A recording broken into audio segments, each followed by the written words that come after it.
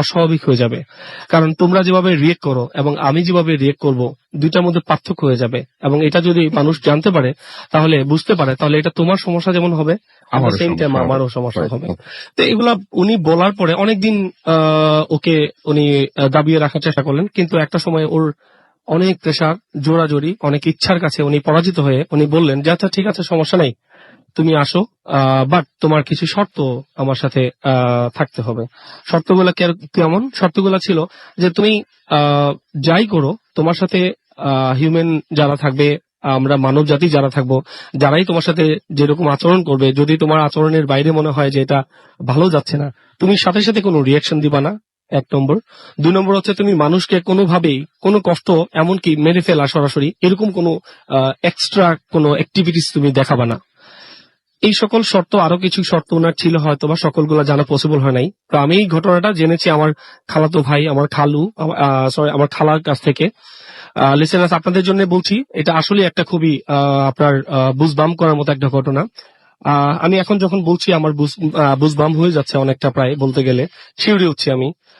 দেখা যাচ্ছে কি জানেন, আহ, ওই ওই ওই ওই ওই জিন যখন দাদাকে বলল যে আমি আসবো, দাদা যখন রাজি হলেন, তখন তাকে শর্ত দিয়ে যখন আসলো, সে কিন্তু খুব সহসাই 20 থেকে 30 বছর ওনার সাথে চলে গেল। টাইমটা পাস করে ফেললো। এবং পাস করার পর যেটা হলো, একদিন ওনার আসলে একটু বলে নিই রাসেল ভাই এখানে, যে হচ্ছে উনি কখনই ঘরে ঢুকতো না, একেবারে মানে মেইন ঘরে ঢুকতো না। উনি খাবার খেতে আসতো, এটাও ছিল রান্নাঘরের পিছনে একটা দরজায় বসে খেত। একটা নির্দিষ্ট প্লেস ছিল ওনার, সেই প্লেসে বসে উনি ওনার ভোজন করতেন।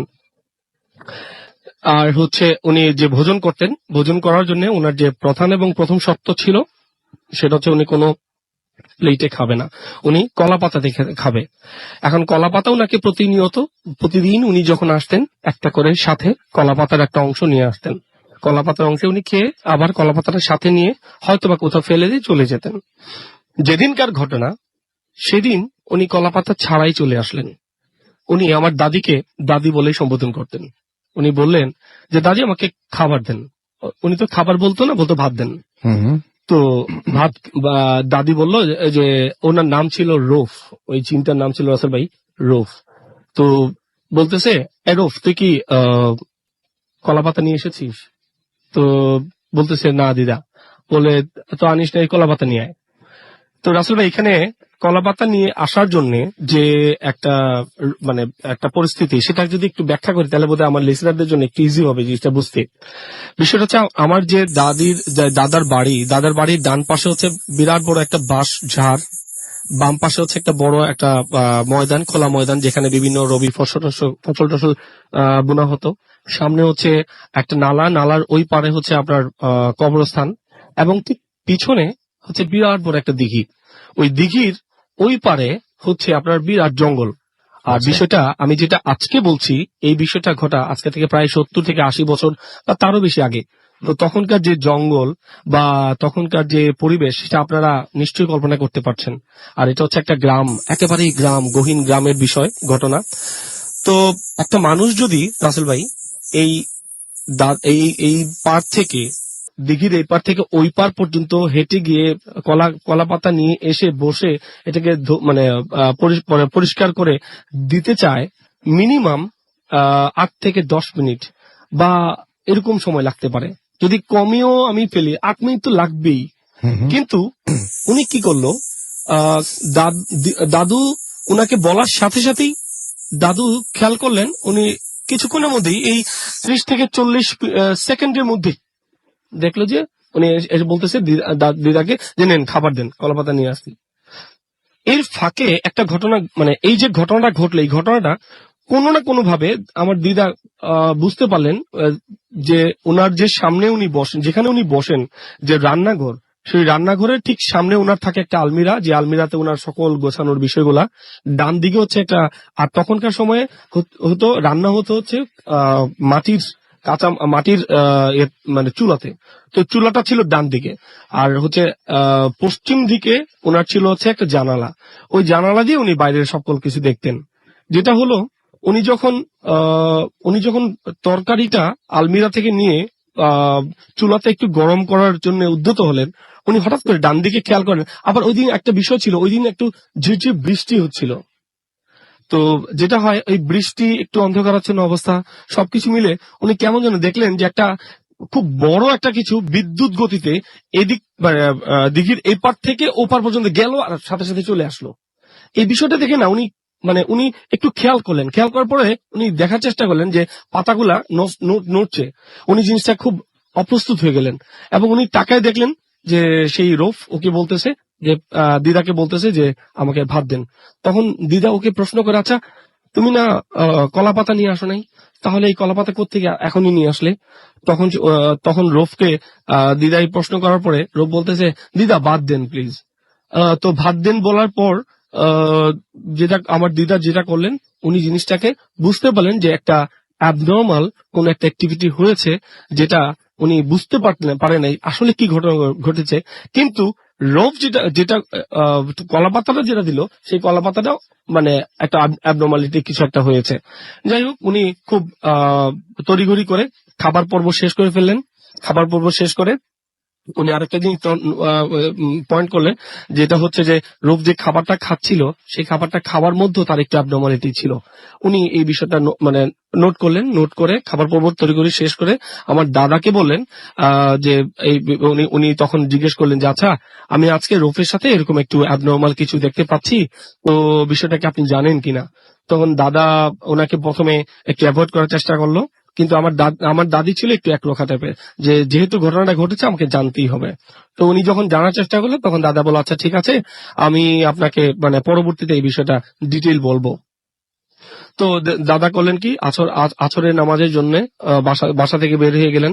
সাধারণত দাদা কি করেন, আসর নামাজের সময় বের হয়ে গেলে মাগরিবের নামাজ পড়ে বাসায় এসে কিছু রেস্ট নিয়ে আবার এশার নামাজ পড়ার জন্য বের হয়ে যেতেন। কিন্তু ওই দিন আর উনি আসলেন না। উনি একেবারে অনেক রাত্রে, প্রায় 9টা কি 10টার সময় উনি বাসায় ঢুকলেন। আর তখনকার সময়ে কোনো বিদ্যুৎ ছিল না, তো 9টা-10টা যদি হয় তাহলে আসলে বোঝা যায় অনেক গভীর রাত। তো দিদা ওনার জন্য ওয়েট করলেন। দাদা আসলেন। আসার পর দাদাকে জিজ্ঞেস করছেন যে আসলে এটা মানে কি হয়েছিল, আপনি তো আমাকে বলেছিলেন এটা বলবেন। তখন দাদা বললো যে হ্যাঁ, টোটাল ঘটনাটা উনি মানে বললেন, একেবারে ডিসক্রাইব করে বললেন। বলার পর বললো যে সে কি তাহলে এখন, দিদার প্রশ্ন ছিল সে কি তাহলে এখন আমাদের সাথে থাকবে? তখন দাদা বললো যে না, সে আর আমাদের সাথে থাকবে না। আমি ওকে, আমার আসতে এই জন্যই দেরি হলো যে আমি ওকে ডেকে নিয়ে গিয়েছিলাম এবং তাকে বললাম যে তুমি আর এক্সিস্ট করতে পারবে না, বিকজ এই ঘটনাগুলা, দিদার সাথে যে ঘটনাগুলা ঘটলো, এরকম আরো কিছু ঘটনা দাদার কাছে আসলো, যেগুলা ওনার এই সিমটম গুলাকে আরো বেশি সন্দেহাতীত করে দিল। এবং এরই সাথে যেটা করলো, দাদা তখন ওই রৌফ যে জিনটা, ওনাকে বললেন যে না, তুমি আর আমাদের সাথে এক্সিস্ট করতে পারবে না, তুমি চলে যাও। ওকে, তুমি চলে গেলে তোমার জন্য ভালো, আমার জন্য ভালো। পরবর্তীতে যেটা দেখা গেল, দাদাকে সে রিকোয়েস্ট করলো আমি আপনার সাথে থেকে যাওয়ার জন্য, কিন্তু দাদা বললো না, তুমি থাকতে পারো না। তবে অনেক রিকোয়েস্ট করার কারণে যেটা হলো যে ওনাকে একটা পারমিশন দিলে যে তুমি আমার যে বাড়ি এবং আমার বাড়ির যে সীমানা, সেই সীমানার মধ্যে তোমাদের যে অদৃশ্য শক্তি হয়ে থাকার যে একটা বিষয়, সেইভাবে তুমি থাকতে পারো, কিন্তু একটা কিছু শর্ত সহ, কিন্তু তার থেকে বেশি সম্ভব না। তো তখন বললো যে কিছু শর্ত দিল। নাম্বার 1, সেটা হচ্ছে যে তুমি কোনো মানুষকে ক্ষতি করতে পারবে না, আর ক্ষতি সর্বোচ্চ যে ক্ষতি মানুষকে মেরে ফেলা, সেটা করতে পারবে না। কিন্তু এখনো রাসেল ভাই, সবচেয়ে আশ্চর্যের বিষয়, সেই জিনটা এখনো আছে এবং তার কিছু অ্যাক্টিভিটি এখনো লক্ষণ দেখা যায়। অনেক ধন্যবাদ আপনাকে আপনার ঘটনার জন্য। আমরা চলে যাব এসএমএস এ। আমি দেখতে পাচ্ছি যে আমাদেরকে অনেকেই নারায়ণগঞ্জ থেকে আমাদেরকে রোমান্টিক ভূত তিনি বলেছেন যে থ্যাঙ্কস নীলাঞ্জনা, আপনার ফার্স্ট স্টোরিটা অসাম ছিল এবং তিনি বলছেন যে পরের ঘটনাটা আরো ভালো হবে, সেটা তিনি আশা করছেন। রাব্বানি উত্তরা থেকে লিখেছেন প্রথম ঘটনাটা ভালো ছিল। মুন কুড়িগ্রাম থেকে লিখেছেন যে প্রথম স্টোরিটা ভালো ছিল। সিজান আমাদের এবং সাইফুল তারা আমাদের সাথে আছেন এবং তিনি বলছেন যে তারা সবাই মিলে শুনছেন আমাদেরকে। শরীফ নাটোর থেকে আমাদের এসএমএস করেছেন, ফার্স্ট স্টোরির অনেক প্রশংসা করেছেন তিনি। এছাড়া আমি দেখতে পাচ্ছি অনেকেই আমাদের এখানে এসএমএস করছেন এখনো। রিদওয়ান আমাদের এসএমএস করেছেন এবং তিনি বলেছেন যে এটা তার প্রথম এসএমএস এবং তিনি অনেক ভয় পাচ্ছেন। সুমন মোহাম্মদপুর থেকে লিখেছেন যে তার কাছে এই মুহূর্তে অবশ্য ভয় লাগছে না। সবুজ আমাদের টাঙ্গাইল থেকে লিখেছেন যে আমাদেরকে ব্যাকগ্রাউন্ড সাউন্ড একটু বাড়িয়ে দিতে বলছেন। ওকে, আমরা বাড়িয়ে দিব। আমাদেরকে ফ্রেন্ডলি সোহাগ লিখেছেন ফার্স্ট স্টোরিটা শুনে ভয় লেগেছে।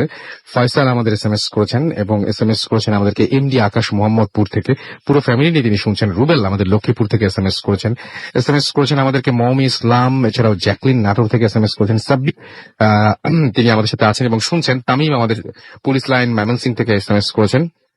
এছাড়া ইশিকা রাজশাহী থেকে আমাদের এসএমএস করেছেন। সিদ্দিক এসএমএস করেছেন আমাদেরকে। আরজে নিলয় কুষ্টিয়া থেকে ফার্স্ট স্টোরিটা তার কাছেও ভালো লেগেছে। রনি আমাদের সিলেট থেকে জানিয়েছেন যে ফার্স্ট স্টোরিটা চরম ছিল। স্বর্ণা আমাদের এসএমএস করেছেন আরো অনেকে। আপনি যদি এসএমএস করতে চান, মোবাইলের মেসেজ অপশনে গিয়ে টাইপ করুন ফুর্তি, FORTI ফুর্তি, স্পেস দিয়ে লিখুন আপনার নাম, স্পেস দিয়ে আপনার মেসেজ পাঠিয়ে দিন 9840 নাম্বারে আমাদের সাথে। এছাড়াও দেখতে পাচ্ছি যে অনেকেই এই মুহূর্তে ফেসবুকেও রয়েছেন এবং ফেসবুকে বলেছেন যে ভাইয়া এই ঘটনাটা সে কোথা থেকে পেয়েছেন, মানে এখনকার ঘটনার কথা বলছেন না আগের ঘটনা বলছেন, সেটা একটু আমাকে একটু বলতে হবে। আচ্ছা, তিনি ভূত এফএম শুনছেন আমাদের এখানে। দেখতে পাচ্ছি যে সত্য প্রিয়া মজুমদার। এছাড়া আমাদের এখানে দেখতে পাচ্ছি SK সাকিব এবং তার কাছে দ্বিতীয় ঘটনাটা ভালো লেগেছে আমাদের কাছে দেখতে পাচ্ছি। এছাড়াও এখানে কমেন্ট করেছেন ফেসবুকে আসাদ এবং আমাদের এখানে কমেন্ট করেছেন দেখতে পাচ্ছি এমডি জীবন সহ আরো অনেকে। তো আপনারা যদি ফেসবুকে আসতে চান এবং ফেসবুকে আপনাদের মতামত জানাতে চান তাহলে চলে আসেন www.facebook.com/radio.furti, www.facebook.com/radio.furti। কোন ঘটনাটা ভালো লাগছে, কোন ঘটনাটা কেমন লাগছে সেটা জানিয়ে অবশ্যই আমাদের এসএমএস করতে ভুলবেন না। আমরা একটা ছোট্ট বিরতিতে যাব এবং বিরতির পরে আবারও ফিরে আসবো। সেই পর্যন্ত আশা করছি আপনারা সবাই আমাদের সঙ্গে থাকবেন। সো একটা ছোট্ট বিরতি নিতে হচ্ছে আমাদেরকে এবং ফিরে আসার পরে আমরা নীলাঞ্জনার বাকি স্টোরিগুলো শুনবো এবং কি ঘটেছিল সেটা জানবো। আপাতত বিরতি নিচ্ছি। স্টে টিউনড রেডিও ফুর্তি এন্ড ডোন্ট স্টপ দ্য ফুর্তি।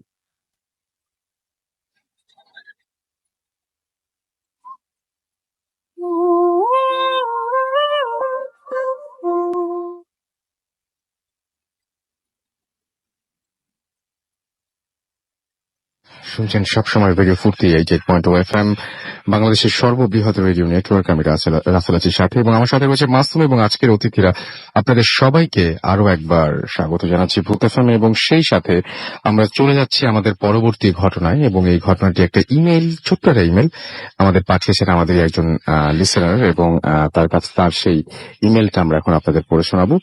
সো যেভাবে তিনি লিখেছেন সেইভাবেই আমি পড়ছি।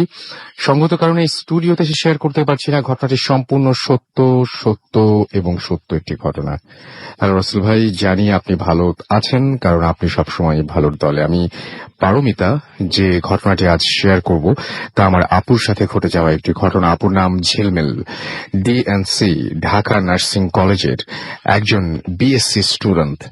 ঘটনাটি জানুয়ারি 2014-তে আপুর হোস্টেলে ঘটে।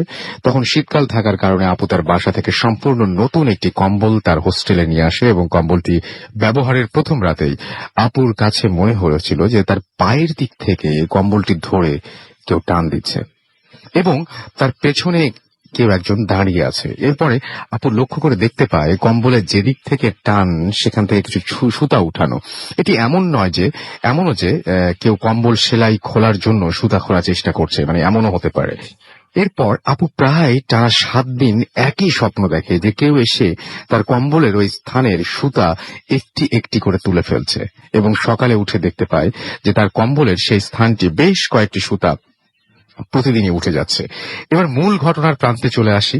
8 দিন 8ম রাতে আপু ঘুমের প্রস্তুতি নিয়ে শুয়ে পড়েছে। তার গায়ে সেই কম্বলের যে জায়গায় সুতোগুলো উঠানো সেই জায়গাটি ওই রাতে আপুর বাঁ কাঁধের ওপর ছিল। হঠাৎ করে তার খুব গরম লাগা শুরু করে। তার ঠিক পরপরই সে অনুভব করে তার কাঁধে কেউ হাত রেখেছে এবং হাতটি ক্রমশ কাঁধ থেকে আরো সামনের দিকে এগিয়ে যাচ্ছে। উল্লেখ করা ভালো যে আপুর রুমে আপু এবং রুমমেট ছাড়া আর কেউই ছিল না এবং তার সম্পূর্ণ দরজা লাগানো ছিল। আপু হাতটি যখন ধাক্কা মেরে সরিয়ে দিতে চায় তখন তার কাছে হাতটি ভিজে থকথকে রাবারের মতো লাগে এবং খুব কষ্টে তার চোখ খুলে ডিম লাইটের আবছা আলোতে আপু দেখতে পায় তার মুখের সামনেই কালো একটি অবয়ব এবং অবয়বটির উপস্থিতি ছিল মাত্র 1 সেকেন্ডের মতো। আপু চিৎকার দিয়ে উঠে পড়ে এবং চিৎকার শুনে আপুর রুমমেটরা প্রায় সাথে সাথে লাইট জ্বালিয়ে আপুর কাছে চলে আসে এবং আপুর কাছ থেকে পুরো ঘটনা শোনে। এরপর সবাই মিলে কম্বলের ওই স্থানটি লক্ষ্য করে দেখে যে সেখানে কোনো সুতা আর অবশিষ্ট নেই এবং সুতাগুলো টান দিয়ে কেউ যেন উঠিয়ে ফেলেছে। এই ঘটনার কোনো ব্যাখ্যা এখনো পাওয়া যায়নি এবং এটাই ছিল ঘটনা। এবং সবচেয়ে বড় ব্যাপার যেটা, সেটা হচ্ছে যে আপনার চিরপরিচিত ঘর, আপনি যে ঘরে রেগুলার ঘুমান, সেরকম ঘরে যদি এরকম একটা ঘটনা ঘটে তাহলে সেটা আসলেও কিন্তু ভয়ঙ্কর। যে কে মানে আপনার এই কাজটি রাত জেগে কে করেছে তাহলে, এবং আপনি এরকম একটা স্বপ্ন কেন দেখবেন, এবং স্বপ্নের পরে একসময় যখন আপনি অনুভব করবেন যে আপনার বুকের উপরে বা আপনার শরীরের উপরে অন্য কেউ একজন বসে আছে এবং সে আপনাকে যন্ত্রণা দিচ্ছে, তখন ব্যাপারটা খুবই অদ্ভুত। যাই হোক, আমরা চলে যাব আমাদের পরবর্তী ঘটনায়, পারমিতার কাছে। পারমিতার ঘটনা শুনলাম আমরা এখন চলে যাব নীলাঞ্জনার কাছে। তার আগে আমরা নীলাঞ্জনের হাজবেন্ডের সাথে একটা কথা বলে, আপনার নামটা প্লিজ একটু বলবেন।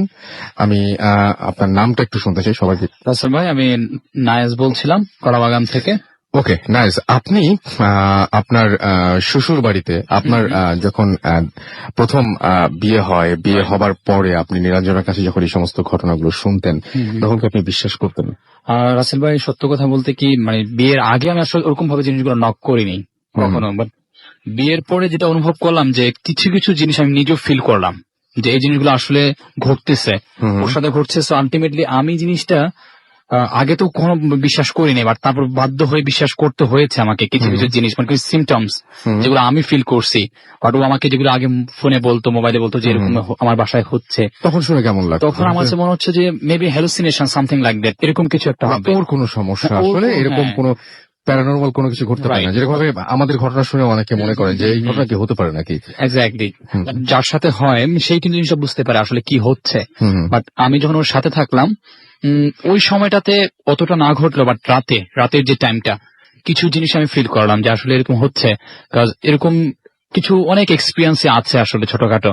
তো এর মধ্যে দেখা যায় ওদের বাসার ছাদে অনেক ধরনের শব্দ হয় যেগুলো আসলে টোটালি অ্যাবনর্মাল, যে রাত অ্যাপার্টমেন্টে সবাই জানে এটা, যারা অ্যাপার্টমেন্টে থাকে, যে আপনার 12 বা 10টা 11টার পরে ওখানে কেউ যায় না, কারণ লক তালা দেওয়া থাকে ছাদ। সো আলটিমেটলি দেখা যায় যে ছাদের উপরে যে শব্দ হয়। তারপর আপনি এমনিও বলছেন যে ওই যে বাথরুমেও সমস্যা আছে, ওই যে পানির কলের ব্যাপারটা একটু বলতে। আচ্ছা, ওখানে দেখা যায় এরকম অনেক কিছু দেখা যাচ্ছে যে নিজেই পানির কলটা ছেড়ে দিচ্ছে, মানে মনে হচ্ছে কেউ মানে পানির কলটা কেউ ওখানে ছেড়ে দিচ্ছে, জাস্ট পানির কলটাকে। বাথরুমের মধ্যে হঠাৎ করে দেখা যায় কল ভালো করে লক করা হয়েছে, লক করে রুমের মধ্যে আমরা বসে আছি, তো অল অফ এ সাডেন থেকে পানির শব্দ হচ্ছে বাথরুম থেকে। মানে এতটুকু তো রিমাইন্ড করা যায় যে আমি কলটা বন্ধ করে আসছি। আর ওখানে যদি কোনো মেকানিজম বা কোনো টেকনিক্যাল ফল্ট হয়, এটা তো দেখা যায় বারবারই হবে, কিন্তু এটা মাঝে মাঝে প্রবলেমটা হয়, কিন্তু একটু আগে কলটা ঠিক ছিল। আবার যখন গিয়ে বন্ধ করি তখন কিন্তু, যখন থাকি সামনে তখন কিন্তু প্রবলেমটা হয় না। তারপরে আপনি আরো একটা কথা বলছিলেন, যেটা হচ্ছে যে রান্নার মতো একটা শব্দ পাওয়া যায় বাসায়। এটা হচ্ছে যে রাসেল ভাই, এরকম আমি যখন রাতে ওর সাথে মানে ঘুমাইছিলাম, তো রুমের মধ্যে একটা জিনিস অনুভব করলাম, কথা বলতেছি আমরা দুজন। সো আলটিমেটলি জাস্ট ওদের উপরের যে ছাদরা, তো ওইটা লক করা, তো ওখানে যে আপনার পানির যে ট্যাপটা, এটা সিল করে দেওয়া আছে। সিল করে দেওয়া কেন? কজ হচ্ছে এখানে দেখা যায় বাচ্চারা মানে খেলাধুলা করতো, হাত মুখ দিত, মানে ছাদ ড্যামেজ হয়ে যাওয়া যেটাকে বলে। আচ্ছা, এই কারণে বন্ধ করে দিয়েছে। সো অবভিয়াসলি আপনি একটা জিনিস যদি খেয়াল করেন যে রাত 1টা-2টার দিকে ছাদে কেউ রান্না করবে না, বা এখানে পানিতে কেউ পা ধুতে আসবে না, কারণ এখানে তালা দেওয়া। তো আমি প্রথমে ওর সাথে কথা বলতে হঠাৎ করে আমার কানের মধ্যে একটা শব্দ শুনতে পেলাম, যে থালা বাটি বা কিছু একটা মারছে, মানে কিছু একটা শব্দ হচ্ছে। So all of a sudden আমি ওকে বললাম, ওকে জাস্ট নক করলাম যে কিছু শব্দ হচ্ছে কিনা, মানে এটা কি আমারই হ্যালুসিনেশন হচ্ছে নাকি ও জিনিসটা ফিল করতেছে। ও আমাকে বললো যে হ্যাঁ শব্দ হচ্ছে, দেখো। তারপরে আমরা দুজন ফিল করলাম যে উপরে থালাবাটি মাজা থেকে শুরু করে ভাতের শব্দ, ভাত রান্না করে যে ভাত যে শব্দটা হয়, ওরকম কিছু শব্দ শুনতে পেলাম আমরা। টকবক এবং পা ধোয়া মানে যে হাত মুখ ধুচ্ছে, মানে এরকম জিনিস, কুলি করা, এইসব জিনিসগুলো ফিল করলাম। তার মানে আপনার তখন বিশ্বাস হয়ে গেছে অলরেডি যে এইখানে কোনো একটা ঝামেলা আছে। এবং ওর আব্বুকে আমি মানে গিয়ে জিজ্ঞাসা করে যে পাপা, মানে হাত এরকম শব্দ হয় কেন? তো উনি বললো যে আসলে এটা মাথায় নিও না, কারণ আমি এরকম অনেক শব্দ, মানে আমার লাইফে এরকম ঘটছে অনেক, তো আমি জিনিসটা মানে হতে অভ্যস্ত অনেকটা। এটা সত্য, এটা আমার সাথেও ঘটছে, জন্য এখানে ছাদের উপরে প্রবলেম আছে। তার মানে আপনি আমাকে একটা কথা শুরুতেই বলছিলেন যে আপনার সাথে কোনোদিন কোনো কিছু ঘটেনি, সুতরাং আপনার জন্য এই জিনিসগুলো বিশ্বাস করা খুবই কষ্টকর ছিল। এক্স্যাক্টলি। পরে এখন আপনার কি মনে হয়? এখন কি মনে হয় যে আসলে ঝামেলা আছে? হ্যাঁ রাসেল ভাই, আমার যেটা মনে হয় যে আসলে এগুলো এক্সিস্ট করে, এগুলো ঘটে। না মানে আপনি ওই যে বললেন যে পরীক্ষার সময় যেমন বলতে অনেকেই বলছেন যে স্ট্রেস বা ওই সময় হয়তো অনেক বেশি টেনশন করছিলেন, সেই জন্য ঘটনা করতে পারে। আপনারও কি তাই মনে হয়? না মনে হয় যে না আসলে এই ঘটনাটা আসলেই ঘটেছে? কারণ ফাইন, তাহলে অন দ্যাট নোট আমরা যেটা করব এখন সেটা হচ্ছে যে এখন সরাসরি চলে যাবো আবারও নীলাঞ্জনার কাছে, এবং নীলাঞ্জনার সেকেন্ড স্টোরিটা শুনবো, যেটা জন্য আপনাদেরকে এতক্ষণ ধরে ওয়েট করিয়ে রেখেছি। তাহলে আপনারা বুঝতে পারবেন যে কি ঘটনা ঘটে। আবারও বলবো, পুরো সিচুয়েশনটা যেখানে ঘটেছে, মানে পুরো সিচুয়েশনটা আপনি চিন্তা করুন এইভাবে যে আপনার চারপাশে আপনার যে ঘর, যে ঘরের মধ্যে এখন আপনি আছেন, যে ঘরে বসে বা যে ঘরে দাঁড়িয়ে বা যে ঘরে শুয়ে আপনি ভূত এফএম শুনছেন, সেই বাসা, বা আপনি যদি রাস্তাতেও থাকেন আপনি আপনার বাসাটাকে কল্পনা করেন যেখানে গিয়ে আজকে রাত্রে আপনাকে থাকতে হবে, এবং সেই জায়গাটা কল্পনা করে এই ঘটনাটা একটু মন দিয়ে শুনবেন। নিরঞ্জনা, আপনার ঘটনাটা একটু শুনি। জি রাসেল ভাই, আমার সেকেন্ড যে স্টোরিটা এটা হচ্ছে 2012 এর দিকে। তো আমার মা সঙ্গত জমি জমার কোন একটা কারণে বাড়িতে চলে যান। আচ্ছা। তো আমাকে রেখে যান এবং আমার পাপাও আমার বাসায় থাকে। তো একদিন মানে ওই বাড়িতে যাওয়ার 2 দিন পরে তো আমি ফিল করতে থাকলাম যে আমার বাসায় মানে দুপুর 12টার থেকে একদম আসরের আজান পর্যন্ত এরকম একটা এনভায়রনমেন্ট ক্রিয়েট হয়, মনে হয় যে আশেপাশে কোনো মানুষ মারা গেছে। এবং রীতিমতো সেখানে কান্নাকাটি হচ্ছে, হাই হুতাশ হচ্ছে। মানে আমার বাসায় আমি একা নেই, আরো অনেকেই আছে।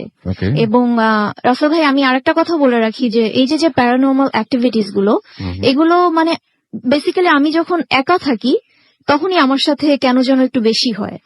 তো আমার মা বাড়িতে যাওয়ার আগে এজন্য আমাকে বলে গিয়েছিল একটু সাবধানে থাকিস, আর যদি ওরকম কিছু হয় সূরা টুরা পড়ে নামাজ কালাম পড়বি, সুন্দর মতো থাকবি। তো এনিওয়ে, এবং যেটা বললাম যে 12টা থেকে আসর আগ পর্যন্ত এটা হয়, আবার ঠিক মাগরিবের আজানের পর থেকে আবার ওই এনভায়রনমেন্টটা ক্রিয়েট হয়। আচ্ছা। তো আমার আম্মু বাড়িতে যাওয়ার 2 দিন পরে একদিন সন্ধ্যার দিকে আমি আমার মানে ঘর ঝাড়ু দিচ্ছি, তো আমি ফিল করলাম যে একটা রুম থেকে আরেকটা রুমে, ইট মিনস ড্রয়িং রুম থেকে আমার আম্মুর রুমে একদম বিদ্যুৎ গতিতে একটা ছায়ার মতো চলে গেল, খুব দ্রুত চলে গেল। আমি একটু থমকে দাঁড়ালাম যে আমি কি কিছু দেখেছি নাকি আমার গ্লাসে কোনো রিফ্লেকশন হয়েছে। তো আমি তারপরে আবার ঘর ঝাড়ু দিতে শুরু করি। আবার আমি দেখি যে আবার আমার আম্মুর রুম থেকে আবার ড্রয়িং রুমে বিদ্যুৎ গতিতে একটা ছায়ার মতো চলে যাচ্ছে। এরকম 3-4 বার হলো। হওয়ার পরে তখন আমি একটু দাঁড়িয়ে পড়লাম, আমি যে না এবার আমি দেখবো যে জিনিসটা কি। আমি দাঁড়ানোর পরে তখন দেখলাম এগেইন সেই জিনিসটা দ্রুত গতিতে আবার আম্মুর রুমে চলে গেল। আমিও একদম সাথে সাথে আমার আম্মুর রুমের গেট খুলে আমি চলে গেলাম ভিতরে। যাওয়ার পরে তখন আমি ওটা এত মানে দ্রুত ছিল আমি ওর পুরো ফেসটা দেখতে পারিনি। আমি জাস্ট দেখলাম যে আমার আম্মুর বেডরুমের যে ওয়াশরুমটা আছে ওখানে ওই ছায়াটা জাস্ট ঢুকে গেল, এবং ওর যে চুলটা এতটাই লম্বা ছিল যে ওটা ফ্লোর টাচ করে সেটা আরো স্প্রেড করেছে। আচ্ছা। এবং ওটা মানে একদম পুরো এরকম আস্তে ধীরে ধীরে ফ্লোর বেয়ে জাস্ট সাপের মতো ওয়াশরুমের দিকে চলে গেছে। তার মানে মানুষ চলে গেছে ওয়াশরুমের মধ্যে, যিনি যাকে আপনি দেখেছেন। চুলটা বাইরে ছিল, এবং আপনি যখন যান তখন মনে হচ্ছে পুরো চুলটা ঠিক একটা কাপড় টেনে নিলে যেরকম হবে সেভাবে আস্তে আস্তে ভিতরে, মানে তার মানে বাথরুমের নিচে দরজার নিচ দিয়ে যাচ্ছিল। ওকে, তারপরে চলে যাচ্ছে। তো ওটা দেখার পরে আমি খুবই ভয় পেয়ে গেলাম। আমি আর ওদিকে তাকালাম না, আমি আম্মুর রুমের গেটটা লাগিয়ে দিয়ে আমি আমার রুমে একদম বসে আমি আমার পাপাকে ফোন দিই যে তুমি জলদি চলে আসো, আমার ভালো লাগছে না, আমি একটু ভয় পেয়ে গেছি। তো পাপা বললো যে মা ওইসব কিছু না, তুই থাক, আমি আসবো, একটু পরে চলে আসবো, আমি রাস্তায় আছি। তো পাপা অ্যারাউন্ড 9:30টার দিকে চলে আসলো। তো আসার পরে জিজ্ঞেস করলো যে কি হয়েছে। আমি ওই বিষয়টাও তো বললাম কি না এমনি একা থাকি তো হয়তো ওরকম কিছু একটা হ্যালুসিনেশন হয়েছে। তো যাই হোক, আমরা ডিনার করে 11:30টার দিকে আমি শুয়ে পড়ি। এবং আরেকটু বলে নেই যে যেহেতু আমি একটু ভয় পেয়েছি, তো আমি আমার ডাইনিং রুমের যে লাইটটা ওটা জ্বালিয়ে রেখেছি এবং আমার রুমের ডোরটা আমি লাগিয়ে দিয়েছি যাতে করে আলোটা একটু আসে। তো আমি ঘুমিয়ে পড়েছি 11:30টায়। ঘুম তো এরকম 1:30-এর দিকে আর কি। আমি মানে আমার হাতের উপরে মাথাটা দিয়ে আমি শুয়ে আছি, ঘুমিয়ে আছি। হঠাৎ করে আমি ফিল করলাম যে কেউ আমার হাতের মধ্যে ঠাস করে একটা বাড়ি দিয়ে দৌড়ে পালিয়ে গেল। আমি না সাথে সাথে মানে উঠে বসে গিয়েছি খাটের উপরে, যে আরে কি ব্যাপার। পরে আর আমি তো মানে গ্লাস ছাড়া একটু ঝাপসা দেখি, তো আমি এই জন্য আশেপাশে মানে গ্লাসটা পরে আমি দেখলাম যে কি হলো, বাট আমি দেখলাম যে না কিছু না। তো আমি তো ওরকম ভয় পেয়ে গেলাম। তো যাই হোক শুয়ে পড়লাম, আল্লাহর নাম করে জিকির করতে করতে আমি শুয়ে পড়লাম। শুয়ে পড়ার ঠিক আধা ঘন্টা পরে যখন একটু চোখ লেগে এসছে, তখন আমি দেখলাম যে মশারির উপর থেকে একটা শ্যাডো আমার মুখের দিকে উকি দিচ্ছে। এবং মানে রেড তার চোখ, মানে ইটস জাস্ট লাইক যে ওটা মানে গ্লিটারিং আইজ এরকম মনে হচ্ছে, এরকম আমাকে দেখছে। আমি তাকানোর সাথে সাথে আমি বুঝতে পারছিলাম না যে আমি এটা স্বপ্নে দেখছি নাকি এটা আসলেই হচ্ছে আমার সাথে। আমি না চিৎকার করতে পারছি, না আমি লাইট জ্বালাতে পারছি, আমি জাস্ট শুয়ে তার দিকে তাকিয়ে আছি। এবং জিনিসটা জাস্ট ওই যে যেরকম লাইট অন অফ হয় ব্লিঙ্ক করে, ঠিক সেরকম একবার ব্লিঙ্ক করে আমার বুক সেলফের উপর এরকম বসে আছে, আবার আমার বুক সেলফের পাশে দাঁড়িয়ে থাকে, আবার গেটের কাছে যায়, আবার আলমারির কাছে যায়, এরকম সে আমাকে মানে পুরোটা মানে পাগলের মতো করে ফেলেছে। ইন বিটুইন আমি ফিল করলাম আমার যে রুমটা, ওই রুমের পাশেই আমার একটা ড্রেসিং রুম আছে, ওখানে আমার ড্রেসিং টেবিল সব রাখা। আমি ফিল করলাম যে কেউ চুল আছড়াচ্ছে। তো মানে এটা খেয়াল করবেন যে চুল আছড়ানোর সময় কিন্তু একটা ঘস ঘস ঘস আওয়াজ হয়, এবং ওই আওয়াজটা খুব শার্প ছিল, আমি শুনতে পাচ্ছি অনেক জোরে। তো আমি আস্তে করে উঠলাম, এবং যেহেতু আবছা একটু আলো, তো আমি আস্তে করে উঠে আমার ওই ড্রেসিং রুমের দরজার যে কোণাটা আছে পিছনের থেকে আমি একটু উকি দিলাম যে কি জিনিসটা। রাসেল ভাই, আমি দেখলাম যে অ্যারাউন্ড 7 থেকে 7.5 ফিট টল একটা মহিলা, এবং তার গায়ের মানে কালো কাপড় পরা, আর মনে হচ্ছিল যে তার পাটা পিছনের দিকে, এবং চুলগুলো তার সম্পূর্ণ সামনে, বাট সে এতটাই টল ছিল যে মিররে আমি তার চেহারা দেখতে পাচ্ছিলাম না, এবং সে তার ব্রাশ মানে হেয়ারটাকে ব্রাশ করছে, আছড়াচ্ছে। আচ্ছা, আমি ওটা দেখার পরে, আমাকে তো তার দেখার কথা না, বাট ইভেন দো সে আমাকে জিজ্ঞেস করলো কি এটা বলার এইটুকুই, হ্যাঁ, এবং ভয়েসটা মানে খুব নাকে নাকে ছিল, মানে এটা আসলে না শুনলে কেউ করতে পারবে না, রিয়েলাইজ করতে পারবে না। ওটা শোনার পরে আমি যে পাপা বলে একটা চিৎকার করলাম, সে সাথে সাথে দৌড়ে এসে আমার রুমের কাছে যখন দাঁড়ালো, আমাকে জাস্ট আমি মানে সেন্সলেস এর মতো অবস্থা, আমাকে সে ধরলো এবং সে রিয়েলাইজ করলো যে আমার যে হেয়ার ব্রাশটা সেটা ঠপ করে নিচের দিকে পড়ে গেছে। তখনই পাপা আমার বুঝে গেছে যে না, এখানে নিশ্চয়ই কোনো একটা কিছু হয়েছে। সে সাথে সাথে আমাকে ধরে নিয়ে বিছানায় শুয়ে দিল, এবং ওই রাতে আমার ঘুম হয়নি, এবং পাপা সারা রাত আমার সাথে ছিল। আমরা আল্লাহ বিল্লাহ করতে করতে সারা রাতটা ওভাবেই খুব ভয়ে ভয়ে রাসেল ভাই পার করেছি। তো এটাই ছিল আমার সেকেন্ড স্টোরি। অনেক ধন্যবাদ আপনাকে আপনার এই চমৎকার ঘটনার জন্য, এবং আমরা মানে অসম্ভব সুন্দর একটা ঘটনা শুনলাম, অসম্ভব ভয়ের একটা ঘটনা শুনলাম, এবং আশা করছি আপনাদের সবারও ভালো লেগেছে। এবং সবচেয়ে বড় কথা হচ্ছে সেইটাই যে আপনার যদি হঠাৎ করে এরকম মানে আপনার যদি এরকম একটা এক্সপিরিয়েন্স হয়, আপনার সেই চিরপরিচিত বাসে, আমরা এমনিতে ঘর এবং ওয়াশরুম নিয়ে অনেক ঘটনা শুনেছি, কিন্তু এই ঘটনাটা অনেক অনেক অনেক বেশি স্পেশাল ছিল। দেখি আপনাদের কেমন লেগেছে। আমি দেখতে পাচ্ছি যে অনেকেই আমাদের কিন্তু SMS করে জানাচ্ছেন, এবং অনেকেই আমাদেরকে জানিয়ে দিচ্ছেন সেটা। আমাদেরকে যেমন সোনিয়া লিখেছেন যে আমার জ্বর, এবং নীলাঞ্জনার স্টোরিটা শুনে ভয়ে আমার আরো জ্বর মানে তা বেড়ে গেছে, এবং তিনি বলছেন যে সরি, আমি আর টলারেট করতে পারছি না। সুমন আমাদের SMS করেছেন, এবং তিনি বলছেন যে ফার্স্ট যে ঘটনাটা তার কাছে অসম্ভব ভালো লেগেছে। আপনার কাছে এই ঘটনাটা কেমন লেগেছে যদি আমাদের একটু বলতেন।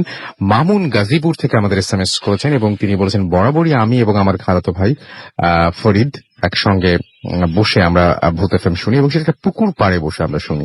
তো আজকেও তার ব্যতিক্রম নয়, তিনি শুনছেন।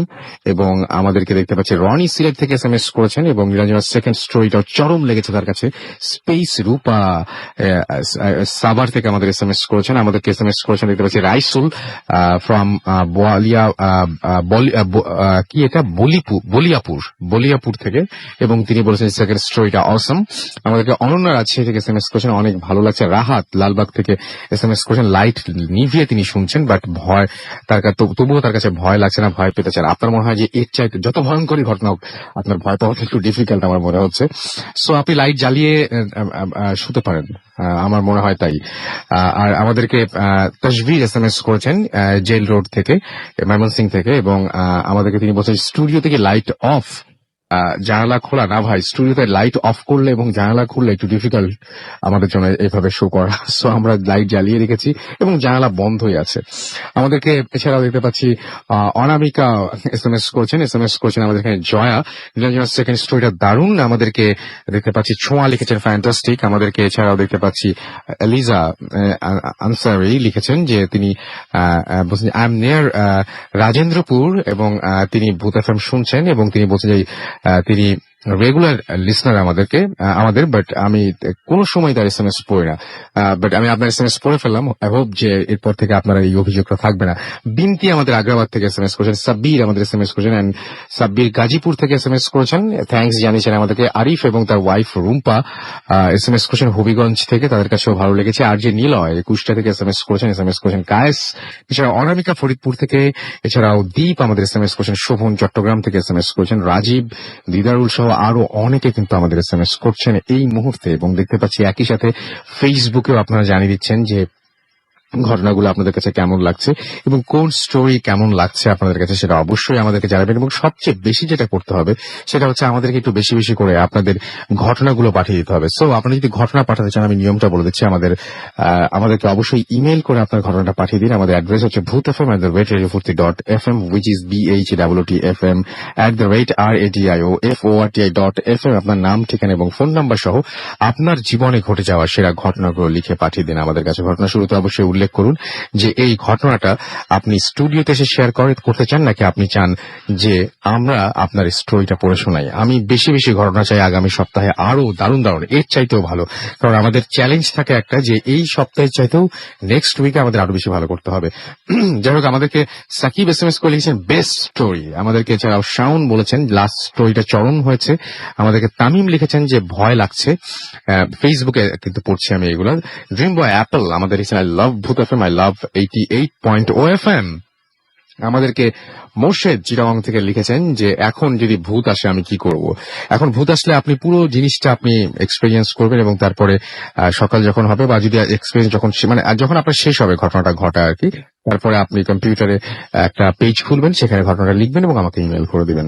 এবং আমাদেরকে এবং আগামী সপ্তাহে আপনার ঘটনা সিলেক্টেড হলে ডেফিনেটলি আপনি সেটা শুনতে পারবেন বা আপনি একটা ইনভাইটেশন কল পাবেন আমার কাছ থেকে। ইফতি আমাদের লিখেছেন নাম্বার 4 স্টোরিটা নাইস ছিল এবং তার কাছে অনেক ভয় লেগেছে। থার্ড স্টোরিটা অসাম, আই লাভ ভূত FM লিখেছেন মোহাম্মদ শাহিন। এছাড়াও দেখতে পাচ্ছি সেকেন্ড স্টোরিটা অসাম, নুরুন নাহার কুলি লিখেছেন এটা। নীলাঞ্জনার সেকেন্ড স্টোরিটা ভালো লাগলো লিখেছেন সৌরভ। আরো অনেকে আমাদের ফেসবুকে লিখছেন। আপনি যদি ফেসবুকে আসতে চান তাহলে চলে যান www.facebook.com/radio.furti এই অ্যাড্রেসে এবং আমাদেরকে জানিয়ে দিন কেমন লাগছে, কোন ঘটনাটা আপনার বেশি ভালো লেগেছে, কি জানতে চান। এবং সারা বছরই কিন্তু সারা সপ্তাহ জুড়েই আমরা আপনাদের সেই বিভিন্ন কোয়েশ্চেনের আমরা এখানে অ্যান্সার করি, আমরা আপনাদের সাথে কমিউনিকেট করি নানাভাবে। সো ফেসবুকে অবশ্যই আপনি জানিয়ে দিতে পারেন আপনার মতামত। একটা ছোট্ট বিরতি নিতেই হবে এবং তারপরে আমরা আবারও বেশ কিছু আমাদের আরো অতিথি আছে তাদেরকে নিয়ে আসতে হবে। সো আমরা একটা ছোট্ট বিরতিতে আছি। স্টে টিউনড ফর রেডিও ফুর্তি এন্ড ডোন্ট স্টপ দ্য ফুর্তি। The night comes alive.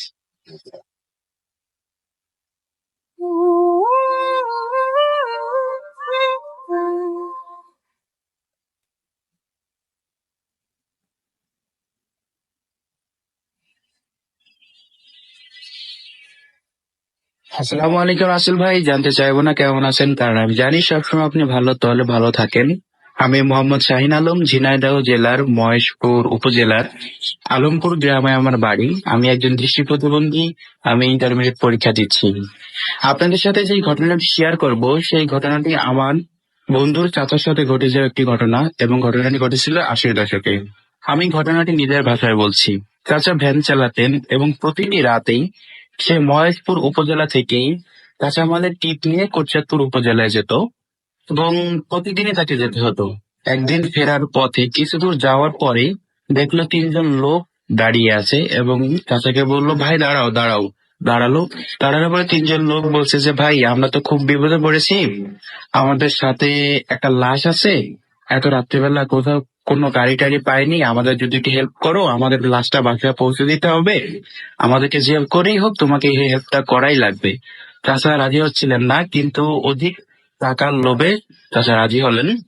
বলেন ঠিক আছে, তাহলে লাশটা আপনার ভ্যানে তোলেন এবং চলেন। চাচা এই বলে লাশ ভ্যানে তুলে নিলেন এবং রওনা করলেন। এবং রওনা করার কিছুক্ষণ পর পেছন থেকে তিনি কোনো আওয়াজ শুনতেছিলেন না, কারণ এতক্ষণ উনি শুনছিলেন যে 3জন মানুষ বসেছিল, সেই 3জন মানুষের কথোপকথন। কিন্তু কিছুক্ষণ পরে সেটা থেমে যায়। আর ভ্যান থেকে আপনার এরকম একটা খটমট আওয়াজ শুনতে পাচ্ছিল। চাচা দাঁড়ালেন। দাঁড়িয়ে যেটা দেখলেন তা দেখার জন্য কখনই চাচা প্রস্তুত ছিলেন না।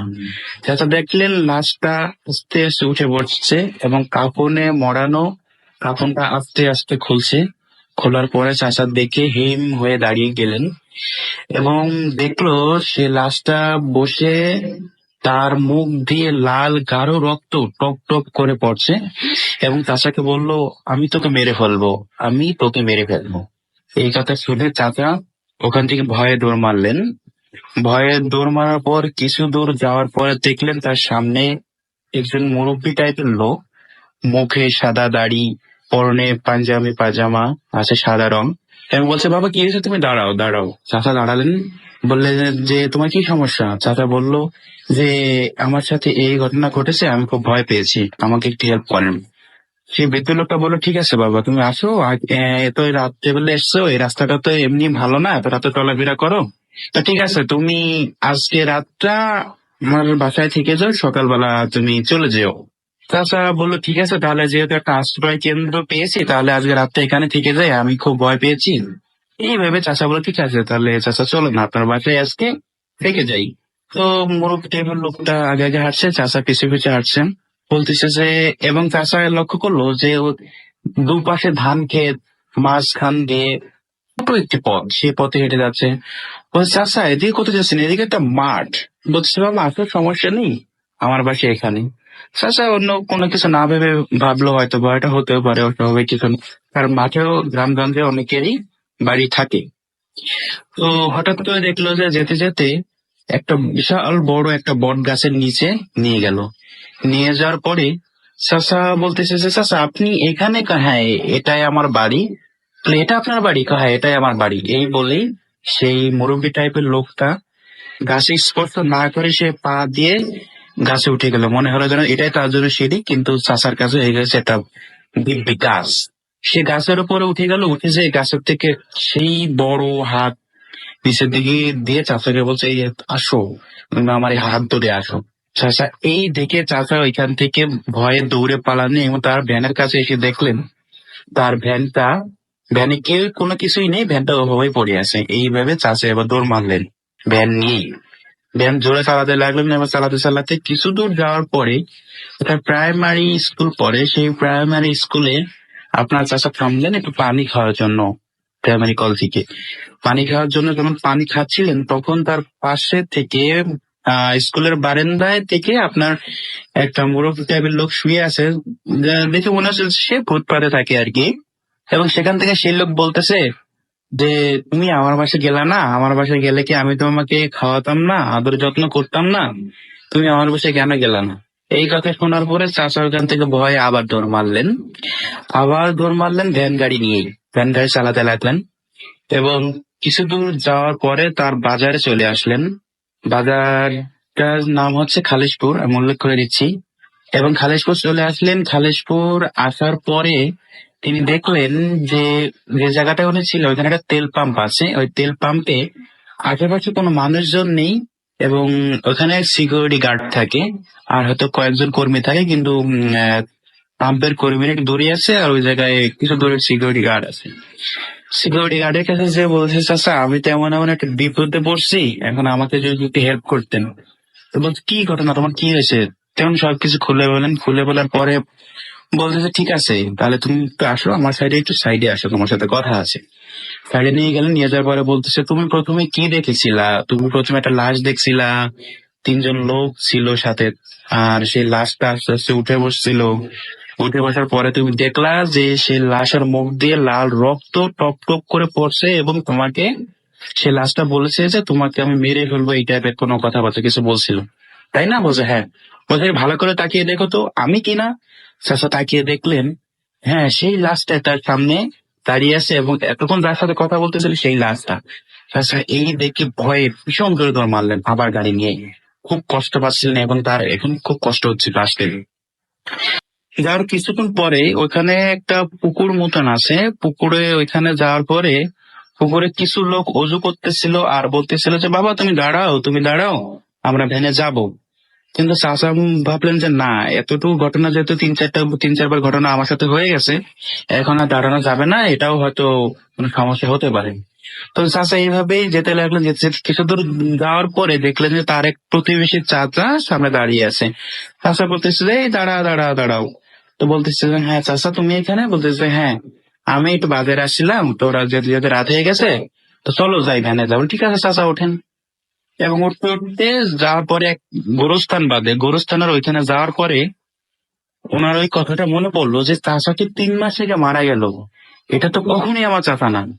এই ভেবেই উনি গোরস্থানের সম্মুখে গাড়িটা রেখে ওনার ভ্যানের নিচে রড রাখা ছিল এক বাস্তায়, আমরা গ্রাম অঞ্চলে এটাকে অনেকে ঝোলা বা থইলা যাই কিছু বলি না কেন, সেটা রাখে আর কি। সেখান থেকে এক রড বের করে উনি ভ্যান গাড়ি রেখেই দৌড় মারে।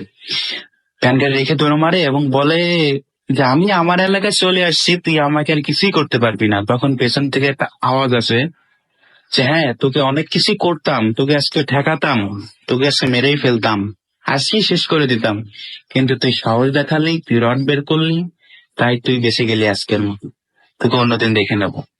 এই কথা বলার পর চাষা দৌড়িয়ে এসে তার বাড়িতে পড়ে এক চিৎকার দিয়ে পুরো সেন্সলেস হয়ে যাওয়ার পরে তখন তার বাসার লোকজন তাকে পানি টানি ঢেলে তার জ্ঞান ফেরায়। জ্ঞান ফেরানোর পরে চাচা বলে সবাইকে এই ঘটনা খুলে বলে। খুলে বলার পরে অনেক কবিরাজ ওঝা আসে, কিন্তু কোনো কাজ হচ্ছিল না। একদিনকে রাত্রিবেলা চাচাকে স্বপ্নে দেখালো, যে লোকগুলো পুকুরে অজু করতেছিল তারা স্বপ্নে দেখালো যে বাবা তুমি যে ওইখান দিয়ে আসতেছিলা, ওইখানে অনেক আগে একটা গাছ আছে, কদম ফুল গাছ, ওই গাছটার ভিতরে একটা মানুষ মারা গেছিল এবং ওখান থেকেই তোমাকে কিছু বদ জিন তোমার পিছু নিয়েছি। আমি অনেক চেষ্টা করেছিলাম তোমাকে বাঁচানোর জন্য, কিন্তু পারিনি, তোমাকে হেল্প করতে পারিনি, কারণ ওদের সাথে আমি পেরে উঠি নাই।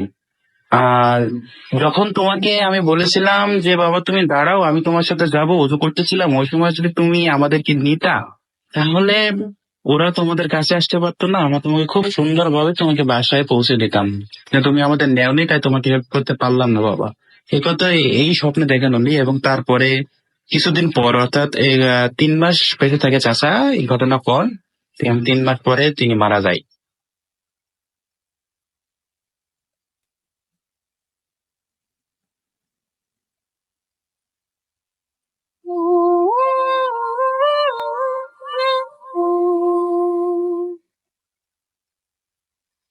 Welcome back. ঘড়িতে সময় রাত 1:05। আমি রাফেলের সাথে, আমার সাথে রয়েছে মাসুম এবং আজকের অতিথিরা। আপনাদের সবাইকে আরো একবার স্বাগত জানাচ্ছি ভূত এফএম এ এবং আশা করছি আপনারা এনজয় করছেন। এবং একটু আগে যে ঘটনাটা শুনলাম সেই ঘটনা সবচেয়ে বড় স্পেশালিটি হচ্ছে যে ঘটনাটি যার কাছ থেকে শুনলাম তিনি একজন দৃষ্টি প্রতিবন্ধী। তিনি তার পক্ষে সচক্ষে কোনো কিছু এক্সপেরিয়েন্স করা সম্ভব না, তিনি যে ঘটনাটি শুনেছেন সেই ঘটনাটি তার মতো করে বলেছেন, সেই কারণে আমরা ক্লিপটা প্লে করলাম। আশা করছি আপনাদের সবার ভালো লেগেছে। আমরা পরবর্তী যে ঘটনাটিতে যাব সেটি একটা ঘটনা যেটা ইমেইল আমাদের লিখেছেন আমাদেরই একজন লিসেনার, এবং যেভাবে লিখেছেন সেভাবেই পড়ছি। হ্যালো রাসেল ভাই, আমি মাঝেহার সিলেটে থাকি। গত সপ্তাহে আমার লেখা ঘটনাটি শেয়ার করার জন্য আপনাকে অসংখ্য ধন্যবাদ। এটা মনে হয় গত সপ্তাহ মানে এই সপ্তাহের কথা বলছেন না, তার আগের কথা বলছেন। স্টুডিওতে আসা সম্ভব নয় বলে লিখে পাঠালাম। এই ঘটনাটিও আমার আরেক ফ্রেন্ডকে নিয়ে, তার নাম ইয়াসির। আগে তার সম্পর্কে একটু বলে নেই। ইয়াসির খুব বাস্তববাদী একজন মানুষ। যতক্ষণ পর্যন্ত সে নিজের চোখে কোনো কিছু না দেখে ততক্ষণ পর্যন্ত কোনো কিছুকেই সে বিশ্বাস করে না। ভূত প্রেত একেবারেই নয়। ভূত প্রেত নিয়ে তার সাথে প্রায়ই আমাদের অনেক তর্ক বিতর্ক হয়। তার বাসা সিলেটের উপশহরে মেন্দিবাগ নামের একটা জায়গায়, এবং বাসাটা মেইন রোড থেকে একটু ভেতরে। বাসা থেকে বের হতে সরল একটা গড়ি পেরিয়ে তারপর মেইন রোডের রাস্তায় আসতে হয়। এবার চলে আসি মূল ঘটনায়। তার ঘটনাটি আমি আমার মতো করে বলছি, এবং ফোনে কথা বলছি রাত তখন 2:15। সময়টা এত দিয়ে বলছি কারণ একটু আগে মোবাইলের ঘড়ির টাইমটা দেখি, তো ফোনে কথা বলছি। আমাদের সরু গরুটা দিয়ে হাঁটছি। গলির অপর প্রান্তে দুইটি বিড়াল ভয়ঙ্কর ভাবে মারামারি করছিল। এত রাতে দুইটি বিড়াল মারামারি করছে দেখে খানিকটা অবাক হলাম। তাদের মারামারি ভাঙানোর জন্য তাদের দিকে একটা পাথর ছুঁড়ে মারলাম। ঠিক তখনই বিকট একটা বিভৎস চিৎকার শুনতে পেলাম। কণ্ঠটা ছিল মেয়েলি আওয়াজের। খুবই ঘাবড়ে গেলাম, এবং এরকম চিৎকার আমি আগে জীবনে শুনিনি। মনে হলো কে যেন প্রচন্ড আর্তনাদ করে চিৎকার করলো। চিৎকারের আওয়াজটা আসছে মেইন রোড থেকে।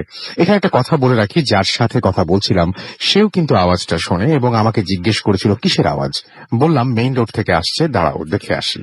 কথা বলতে বলতে যখন রাস্তায় আসলাম তখন দেখলাম পুরো রাস্তাটা ফাঁকা, কোনো গাড়ি নেই, মানুষজন নেই। অনেক খোঁজাখুঁজির পর কিছু না পেয়ে যখন বাসায় ফিরবো, ঠিক তখন চোখটা পড়ার রাস্তায় মানে অন্য পাশের পাশে থাকা একটা গোরস্থানের দিকে, এবং গোরস্থানের ল্যাম্প পোস্টের নিচে কেউ একজন বসে আছে। পুরুষ না মহিলা তা বোঝার কোনো উপায় নেই, কারণ তার পুরো শরীরটা কি যেন একটা দিয়ে ঢাকা ছিল।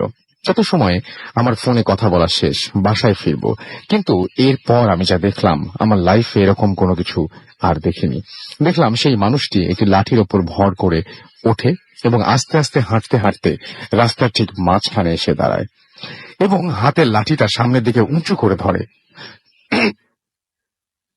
আমি পাগল ভেবে তার কাণ্ড কারখানা দেখতে লাগলাম। ঠিক তখন রাস্তা দিয়ে আমার পাথর বোঝায় একটা ট্রাক আসছিল, এবং গাড়ির গতিটা রাস্তা ফাঁকা থাকার কারণে অনেক বেশি ছিল। মনে করছিলাম যে ট্রাকটা আসছে দেখে হয়তো পাগলটা ভয়ে সরে যাবে, কিন্তু না, সে একইভাবে লাঠি উঁচু করে ট্রাকের দিকে তাকিয়ে আসছে। একবার দেখলাম ট্রাক ড্রাইভারটাও তার গতি কমাচ্ছে না। ভাবলাম এই কি করছে, গতি না কমালে তো ভয়ঙ্কর অ্যাক্সিডেন্ট হবে। ড্রাইভারও তার গতি কমাচ্ছে না, পাগলটা তার জায়গা থেকেও সরছে না। ট্রাক আর মানুষের দূরত্ব যখন 2 হাত হবে তখন সেই বিভৎস চিৎকারটা আবারও শুনলাম। অ্যাক্সিডেন্ট হয়েছে ভেবে যখন দৌড় দিলাম, সাথে সাথে আমার পাটা একাই থেমে গেল। এর কারণ আমি যা দেখছিলাম সেটা কোনোদিনই ভোলার নয়। দেখলাম সেই মহিলাটি ঠিক আগের মতোই লাঠি উঁচু করে রাস্তার উপরে দাঁড়িয়ে আছে। পুরো শরীর পুরোটা একটা গাড়ি ভেদ করে চলে গেছে, এবং নিজের চোখকে বিশ্বাস করতে পারছিলাম না, এবং বিশ্বাস করার কথাও না, কারণ 5 টন ওজনের একটা ট্রাক যদি কারো ওপর দিয়ে চলে যায় তাহলে তার বডি এত সময় রাস্তায় মানে পড়ে থাকার কথা, কিন্তু না, সে দাঁড়িয়ে আছে। মহিলাটি এবার ঘুরে দাঁড়ালো এবং আস্তে আস্তে আগের জায়গায় গিয়ে বসে পড়লো। ভয়ে নড়তে পারছি না, বাসায় ফেরার মতো শক্তিটুকু নেই, ভয় বেশি পাবো বলে সাথে সাথে ব্যাখ্যা খুঁজতে লাগলাম, কিন্তু আমার সব ব্যাখ্যা মাটি হয়ে গেল। এরপর যা দেখলাম আমি যেন মানে ভূত প্রেত আত্মা জিন বা কোনো প্যারানরমাল জিনিস কিন্তু সলিড হয় না, কিন্তু এদের কোনো ছায়া পড়ে না, কিন্তু আমার সামনে যিনি বসে আছেন ল্যাম্প পোস্ট আলোয় তার ছায়া পড়ছিল। এবং এটাও মনে পড়লো যে যখন ট্রাকের হেডলাইটের আলো মহিলাকে উপর দিয়ে যায় তখন তার ছায়াটি কিন্তু রাস্তার উপর পড়েছিল। এবং আমি এটা যাই হোক, মানুষ হতে পারে না। যদি মানুষ হতো তাহলে অবশ্যই ট্রাক ড্রাইভার তাকে দেখে ব্রেক করতো। বুঝতে আর বাকি থাকলো না যে ট্রাক ড্রাইভার তার গাড়ির স্পিড কমায়নি।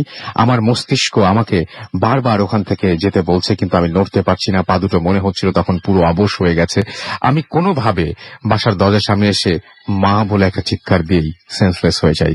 এরপর অবশ্যই এই বিষয় নিয়ে কারোর সাথে কোনো কথা বলিনি। আমি কি দেখেছি, কেন দেখেছি জানা নাই।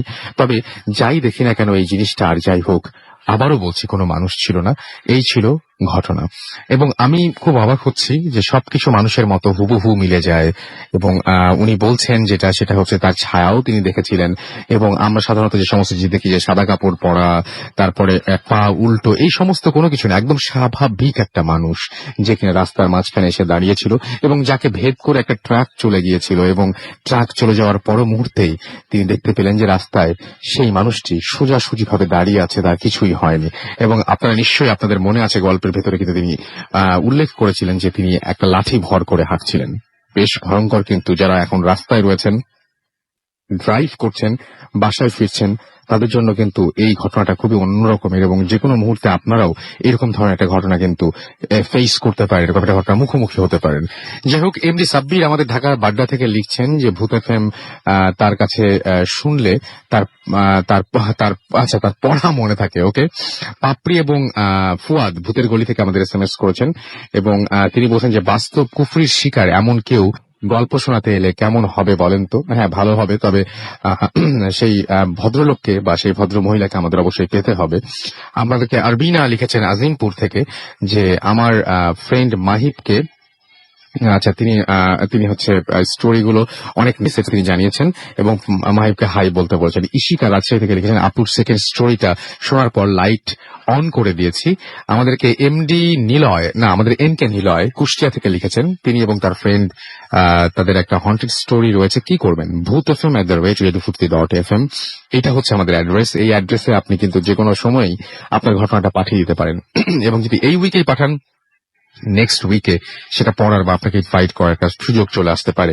আমাদের কবি ফারুক খান লিখেছেন নাটোর থেকে যে অডিও ক্লিপটা তিনি বলছেন যে তার কাছে মনে হয় অতটা ভালো লাগেনি, এবং আমাদেরকে তিনি বলেছেন যে আমি শুধুমাত্র এই অডিও ক্লিপটি যে কারণে সিলেক্ট করছি আপনার প্রশ্নের উত্তর দেই, সেটা হচ্ছে যে যিনি পাঠিয়েছেন তিনি একজন দৃষ্টি প্রতিবন্ধী, এবং তার কাছে আমরা ভূত এফএমে অনেকের কাছ থেকে ঘটনা শুনেছি, কিন্তু একজন দৃষ্টি প্রতিবন্ধীর এই ঘটনাটা কেমন লাগে, তিনি কিভাবে বলেন, সেটা কিন্তু আমাদের জানা ছিল না। সুতরাং সেই কারণেই আমরা এই ঘটনাটি প্লে করলাম। তাবাসসুম আমাদেরকে এসএমএস করেছেন, এবং এটা তার ফার্স্ট এসএমএস, এবং লাস্ট স্টোরিটা তার কাছে অনেক দারুণ লেগেছে। আমাদেরকে এছাড়াও দেখতে পাচ্ছি যে এসএমএস করেছেন আমাদেরকে শাহরুখ ফ্রম সোনারগাঁ, এবং সেকেন্ড স্টোরিটা তার কাছে খুব ভয় পেয়েছেন তিনি, এবং আমাদেরকে দেখতে পাচ্ছি লালবাগ থেকে সোনিয়া এসএমএস করেছেন আমাদেরকে দেখতে পাচ্ছি। এছাড়াও এহসানুল হক পুনম আমাদের এসএমএস করেছেন, এবং আমাদেরকে এসএমএস করেছেন দেখতে পাচ্ছি আফসার সহ আরো অনেকে। আপনি যদি এসএমএস করতে চান মোবাইলের মেসেজ অপশনে গিয়ে টাইপ করুন ফুর্তি FORTI ফুর্তি, স্পেস দিয়ে লিখুন আপনার নাম, স্পেস দিয়ে আপনার মেসেজ পাঠিয়ে দিন 9840 নাম্বারে। আমরা দেখতে পাচ্ছি যে অনেকেই আমাদের ফেসবুকেও আমাদের কমেন্ট করছেন, এবং আপনি যদি ফেসবুকে আমাদের সাথে জয়েন করতে চান তাহলে চলে যান www.facebook.com/radio.furti এবং www.facebook.com/bhuthfm.russell। আমরা চলে যাব আমাদের পরবর্তী অতিথির কাছে, এবং পরবর্তী অতিথির কাছে যাবার আগে বলে দেই তিনি ঢাকার মানে বাসিন্দা নন, তিনি ঢাকার বাইরে থেকে এসেছেন, এবং সরাসরি আজকেই তিনি রওনা দিয়েছেন এবং এখানে এসে পৌঁছেছেন, এবং সেই জন্য তাকে অনেক ধন্যবাদ জানাই। আমরা ঢাকায় যারা রয়েছি তারাও অনেক সময় আসার সুযোগ পাই না বা আসতে পারি না নানান ব্যস্ততার কারণে, বা ঢাকার বাইরে থেকে যখন কেউ আসেন মনটা সত্যিই ভালো হয়ে যায়। যখনই আপনারা কেউ স্টুডিওতে আসতে চান তখন আপনাদের ভালোবাসা, ভূত এফএমের প্রতি আপনাদের ভালোবাসাটা আমরা খুব ভালোভাবেই টের পাই। And thank you very much আমাদের সাথে জয়েন করার জন্য। আপনার ঘটনাটা আমরা শুনি, এবং তার আগে আপনি আপনার নামটা জানবো, কোথা থেকে এসেছেন সেটা শুনবো। হ্যালো লিসনার্স, আমি সাগর ব্রাহ্মণবাড়ি থেকে আসছি। আমি যে ঘটনাটা আজকে শেয়ার করব সেটা হচ্ছে 2007-এর ঘটনা। আমার গ্রামের ঘটে যাওয়া একটা ঘটনা, আমার নিজের সাথেই ঘটে যায়। বেসিক্যালি আমরা প্রতিদিনের মতোই সেদিনও আমাদের বাড়ির পাশ থেকে আপনার হাফ কিলো দূরত্ব আমাদের খেলার মাঠ আছে, সেখানে আমরা খেলতে যাই। আচ্ছা, ক্রিকেট খেলা ছিল, আমাদের খেলতে যাই। বিকাল 4টার দিকে আমাদের খেলা শুরু হয়। তো বেসিক্যালি আমরা খেলা খেলতেছি, খেলতে খেলতে যখন 3-4 ওভার চলে যায়, তো সেই সময় আমাদের ওই মাঠ থেকে দক্ষিণ সাইডে একটা গ্রাম আছে, গ্রাম থেকে একটা চিৎকারের আওয়াজ শোনা যাচ্ছে, অনেকগুলো মানুষ কোলাহল করতেছে, অনেক চিৎকার শোনা যাচ্ছে।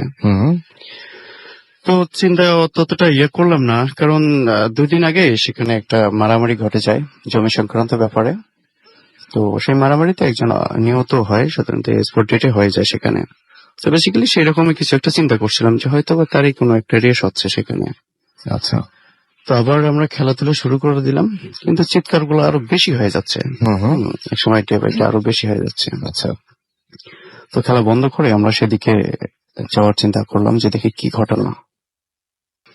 তো রাসেল ভাই, আমরা যখন সেই বাড়িটাতে গেলাম, গিয়ে দেখি একটা আম গাছের নিচে অনেকগুলো লোক জড়ো হয়ে অনেক চিৎকার চেঁচামেচি করতেছে। কি ঘটনা? পরে গিয়ে রাসেল ভাই যেটা দেখলাম যে আমার ইয়ারমেট, আমার সেম বয়স, তখন তার বয়সটা হবে 25 থেকে 26 বছর। তো নাম হচ্ছে শাহ আলম। তাকে বাসার কোথায় খুঁজে পাওয়া যাচ্ছে না, কোথায় গেছে কোথাও কোনো খুঁজে পাওয়া যাচ্ছে না। পরে দেখা গেল সে তার বাসার আঙ্গিনার সামনে একটা আম গাছ আছে। আচ্ছা। আম গাছটা মিনিমাম আপনার 35 থেকে 40 ফিট লম্বা হবে। সে আম গাছের একবারে মগ ডালের উপর, যেখানে একটা মানুষ কেন, একটা যদি কি বলবো, এর কোনো উদাহরণ নেই, যে 10-15 কেজি ওয়েটের যদি একটা জিনিস সেই আম গাছের ডালে রাখা যায়, বেসিক্যালি দেখা যাবে সেটা ভেঙে যাবে, এত চিকন একটা ডাল। তো সেই ডালের আছে ভাই আপনি, সে এমন লম্বালম্বি হয়ে শুয়ে আছে, আমি দেখে তো একবারে আমার চোখ চড়ক গাছে। আসলে কি ঘটনা, আপনি নিজের চোখে দেখছেন? আমি নিজেই দেখছি ঘটনা। আচ্ছা, আমি শুধু না, আমাদের গ্রামের ম্যাক্সিমাম যারা ওইখানে মিনিমাম আপনার 2-3 হাজার লোক সেই সময় জড়ো হয়ে গেছে অলরেডি। আচ্ছা। তো দেখি যে সে মগডালিয়া একবারে লম্বা হয়ে শুয়ে আছে। তো এত লোক জড়ো হয়ে গেল সেখানে, আমরা তো সবাই দেখতেছি যে কি ঘটনা, সে এখানে কেন, কি কারণে এখানে আসলো। হ্যাঁ, তো বেসিক্যালি তখন বাজে 5টা-6টার দিকে সেরকম। তো এক সময় মাগরিবের সময় চলে আসলো। অনেক পরে গ্রামের ওখানে মাতব্বররা বললো যে তাহলে হুজুরকে ডাকা হোক, হুজুর দেখে দেখে কি করা যায় এখানে।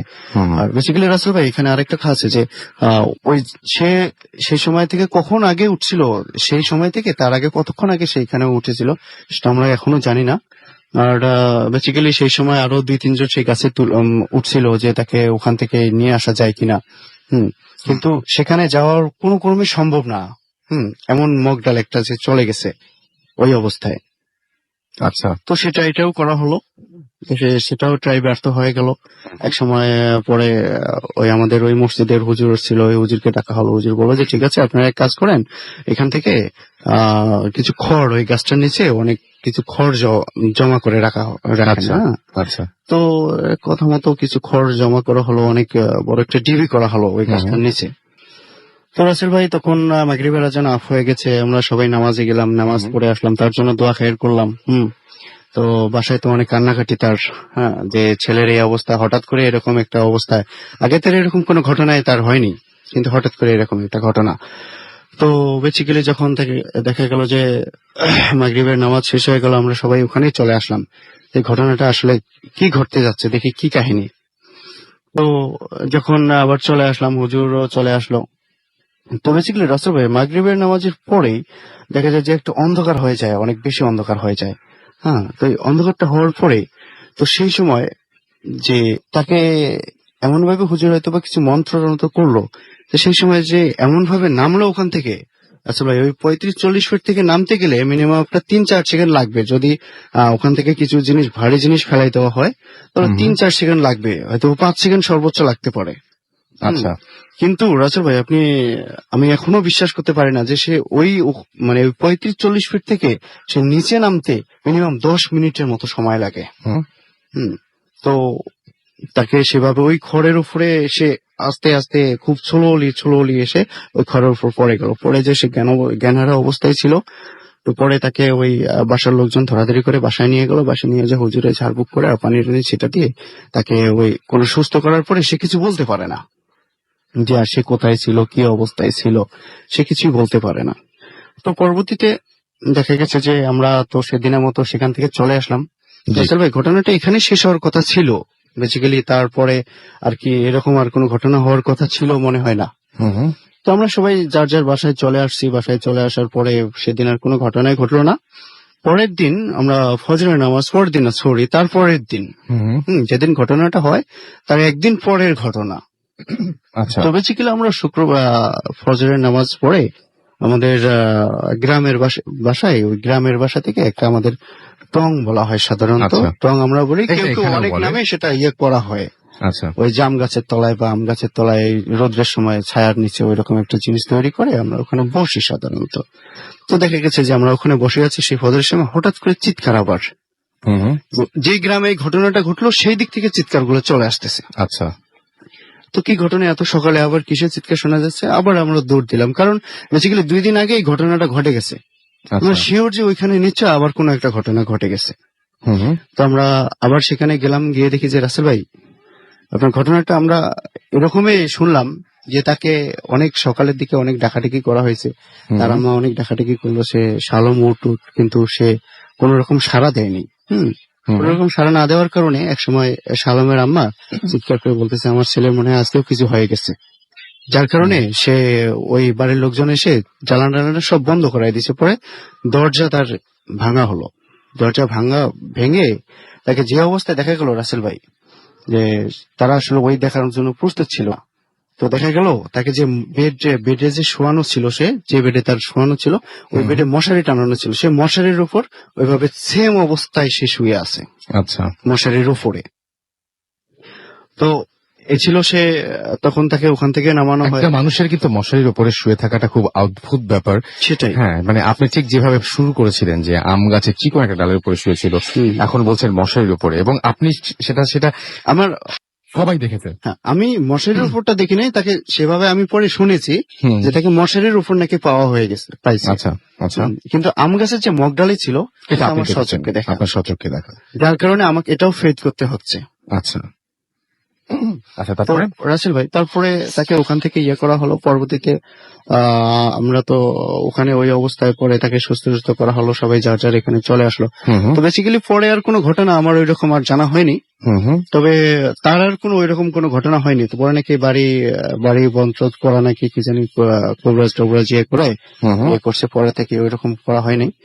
তো তার একটা ছোট ভাই ছিল, সে সময় হয়তোবা তার 8-10 বছর ছিল বয়স। তো সেই সময় তাকে নাকি দেখা গেছে যে সে স্কুল থেকে আসে ওর খিদা লাগছে দুপুরের দিকে। ওই খিদা লাগার পরে তার আম্মার কাছে খাবার চেয়েছে, তো ওর আম্মা নাকি বলছে যে আয় রান্নাঘরে আয় খেয়ে যা। আচ্ছা, ঠিক আছে। তো বেসিক্যালি রাসেল ভাই আমাদের গ্রাম অঞ্চলে কিন্তু রান্নাঘরে একটা থাকে, রান্নাঘরে সবাই ওইখানে ওই একসঙ্গে পিড়ির মধ্যে বসে বা এরকম একটা পার্টির মধ্যে বসে সবাই একসঙ্গে খায়। তো ওকে দেখানো হয়েছে, সে গিয়ে দেখে যে মানে নাকি দেখছে যে কেউ ঘরে নেই, সে আর পরে বলতে পারে না। কিন্তু পরে তাকে আবিষ্কার করা হলো, সে ওই রান্নাঘরের আপনার ওই একটা ইয়ে দেওয়া হয়, আপনার একটা বাঁশ দিয়ে, ওইটা আমরা ধর্না বলি বা গ্রাম অঞ্চলে যারা ওই জিনিসটা বলা হয়, খড়ের ঘরে সাধারণত একটা আড়াআড়ি ভাবে ইয়ে দেয়া হয় লম্বা, ওই ধর্নার উপর তাকে পাওয়া যায়। আচ্ছা, এই ছিল রাসেল ভাই আমার ঘটনা। অনেক ধন্যবাদ আপনাকে আপনার ঘটনার জন্য। আমরা দেখতে পাচ্ছি যে আমাদেরকে অনেকে SMS করছেন, এবং আমাদেরকে আফ্রোদিতি লিখেছেন যে তিনি অনেক তার কাছে ভালো লেগেছে, দুর্জয় আমাদের লিখেছেন অসাম স্টোরি। আমাদের এছাড়াও জিলানি লিখেছেন যে তার এই মুহূর্তে ঘুম আসছে, তারপরেও তিনি শুনছেন। আপনারা সবাই বলেন যে গ্রামের ঘটনাগুলো যদি আপনারা শুনতে চান তাহলে শুনতে পারেন, তাহলে আপনাদের অনেক বেশি ভালো লাগবে। দ্যাটস ওয়াই আমরা কিন্তু গ্রামের অনেককেই আনার চেষ্টা করি, এবং অনেকে আসতেও রাজি হন। এবং আজকে যেমন এই ভাইয়া এসছেন এবং তিনি তার এলাকার ঘটনা বলছেন, এবং এটা তার কারো কাছে শোনা ঘটনা না, সরাসরি নিজের চোখে দেখা একটা ঘটনা। সো যারা গ্রামের ঘটনা শুনতে চান তাদের নিশ্চয়ই অনেক বেশি ভালো লাগছে। আমাদেরকে সিমরান গুলশান থেকে লিখেছেন যে স্টোরিটা অসাম। আমাদেরকে হাসান খান সিলেট থেকে লিখেছেন যে আই লাভ ভূত FM। আমাদেরকে তিমাত ময়মনসিং থেকে SMS করেছেন, এবং তিনি বলছেন ভূত FM এর লাস্ট এপিসোডটা রক্তহীন করা লেগেছিল তার কাছে। ফয়সাল আমাদেরকে SMS করেছেন কুষ্টিয়া থেকে, এবং তিনি বলছেন যে ফিফথ যে স্টোরিটা সেটা শুনে তিনি অনেক ভয় পেয়েছেন। আজমল হোসেন সিলেট থেকে আমাদের SMS করেছেন, এবং তিনি বলছেন তার কাছে ভয় লাগছে এই মুহূর্তে। আলমাস আমাদের SMS করেছেন ওল্ড টাউন থেকে, এবং তিনি বলছেন যে তার কাছে একটা ভয়ঙ্কর স্টোরি আছে। কিভাবে দিব ভাইয়া? এই প্রশ্নটা আমার কাছে অনেকদিন, ভূত FM অলমোস্ট 5 বছর হয়ে গেল, তারপরে শুনতে হয়। আমার যেটা মনে হয় যে আপনি একটু যদি যারা শুনছেন এবার তারা যদি একটু ভালো করে শোনেন এবং লিখে ফেলেন তাহলে সবচেয়ে বেশি ভালো হয়। আমাদের অ্যাড্রেসটা হচ্ছে bhutfm@radio.fm, which is bhwtfm@radio.fm। আপনার নাম, ঠিকানা এবং ফোন নাম্বার সহ এই অ্যাড্রেসে আপনার ঘটনা লিখতে হবে। দেশের বাইরে থেকে যারা ঘটনা পাঠান তারা প্রেফার করবো আমরা যদি আপনারা ঘটনাটি রেকর্ড করে অডিও ক্লিপটি পাঠান আমাদের কাছে। মোস্তাক বেলি রোড থেকে লিখছেন আমাদের ছোট্ট বেবি মাইশা এবং আমার ওয়াইফ তাবাসসুম। আমরা সবাই একসাথে ভূত FM শুনছি এবং অনেক বেশি এনজয় করছি। খুব ভালো লাগে যখন পুরনো যারা অনেকদিন ধরে শুনছেন তারা বারবার করে SMS করেন প্রতিবার, এবং জানিয়ে দেন যে আপনাদের কাছে ঘটনাগুলো ভালো লাগছে। এনিওয়েজ, আমাদের কাছে জাওয়াদ লিখেছেন গ্রামের ঘটনার সাথে তার কাছে পুরো ব্যাপারটাই ভাইয়ের যে প্রেজেন্টেশন সেটা তার কাছে অনেক বেশি ভালো লেগেছে। রাতুল ময়মনসিং থেকে আমাদের SMS করেছেন আরো অনেকে। আপনি যদি SMS করতে চান মোবাইলের মেসেজ অপশনে গিয়ে টাইপ করুন ফুর্তি FORTI রেডিও ফুর্তি স্পেস দিয়ে লিখুন আপনার নাম, স্পেস দিয়ে আপনার মেসেজ পাঠিয়ে দেন 940 নাম্বারে। আমরা চলে যাব একটা ছোট্ট বিরতিতে এবং পরে আবারও ফিরে আসবো। সো সেই পর্যন্ত আমাদের সঙ্গেই থাকবেন আশা করছি। স্টে টিউন টু রেডিও ফুর্তি এন্ড ডোন্ট স্টপ দ্য ফুর্তি with Grameenphone.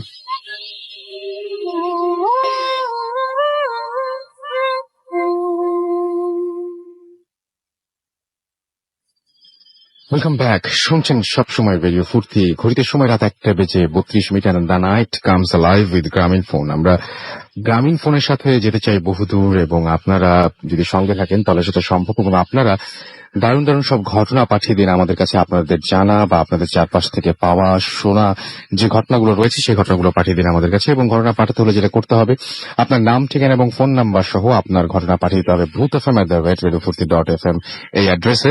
এবং ঘটনা শুরুতে অবশ্যই উল্লেখ করতে হবে এই ঘটনাটি আপনি স্টুডিওতে এসে শেয়ার করতে চান, নাকি আপনি চান যে আপনার ঘটনাটা আমরা পড়ে শোনাই। তপু আমাদের লিখেছেন নারায়ণগঞ্জ থেকে, রাসেল ভাই যদি কোনো স্টোরি ফেক লাগে তাহলে কমেন্ট করব কি করব না? আপনি কিন্তু আপনার মতামত জানানোর পূর্ণ স্বাধীনতা আপনার আছে। আপনাকে আমি একটা ইমেইলের কিছু অংশ শোনাই, বুঝতে পারবেন তাহলে। যিনি লিখছেন তিনি লিখছেন, তার নাম হচ্ছে ইফতেখারুল আলম। রাসেল ভাই ভালো আছেন? অবশ্যই আমি খুব একটা ভালো নেই, স্টুডিওতে আসা সম্ভব নয় কারণ দেশের বাইরে আছি, আসলে চিকিৎসার জন্যই বাইরে আছি। আপনাদের আমন্ত্রণে ভূত এফএম একবার এসেছিলাম গত 28 নভেম্বর 2014 বা ওই সময়। আমি আমার ঘটনা ভালো করে বুঝিয়ে বলতে পারিনি, মনে আছে নিশ্চয়ই, কারণ আমি খুব অসুস্থ ছিলাম, এখনো আছি। আমার নাম ইফতেখার, একটা মাল্টিন্যাশনাল এবং আমাদের কেন্দ্রীয় ব্যাংকে কর্মরত।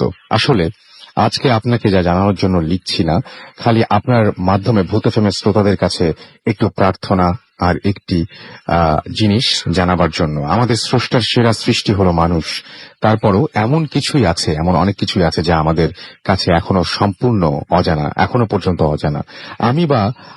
আমরা ভূতের গল্প বা অনেকের অভিজ্ঞতা শুনে ভয় পেয়ে ঘুমোতে যাই, কারণ এটাই আমাদের সহজাত প্রবৃত্তি। তেমনি খারাপ জিন ভয় দেখিয়ে আনন্দ দেয়, সেটাই তাদের প্রবণতা। রাসেল ভাই, আপনার মাধ্যমে প্রতি শুক্রবার রাতে টুকটাক ভয় মিশ্রিত এক আবেশের এবং প্রত্যেকের মঙ্গল কামনা করছি। সৈয়দ ইফতেখারুল আলম, তারপরে তার ফোন নাম্বার দেওয়া আছে এবং তিনি তার ওয়াইফের ফোন নাম্বারও দিয়েছেন, এবং তারপরে তিনি যখন দেশের বাইরে রয়েছেন সেই দেশের বাইরের ফোন নাম্বারটা দিয়েছেন। তিনি প্রচন্ড অসুস্থ এবং মানে এই যে তিনি এই ঘটনাটা জানাচ্ছেন এবং তিনি চিকিৎসার এই মুহূর্ত থেকে তিনি জানাচ্ছেন, তিনি তার ঘটনা যা বলেছিলেন তখনও তার ঘটনা শুনে হয়তো অনেকেরই এরকম মনে হয়েছে তিনি কি ঠিক বলছেন, তিনি কি সত্যি ঘটনা বলছেন, তার ঘটনা কি ঠিক আছে নাকি ফেক।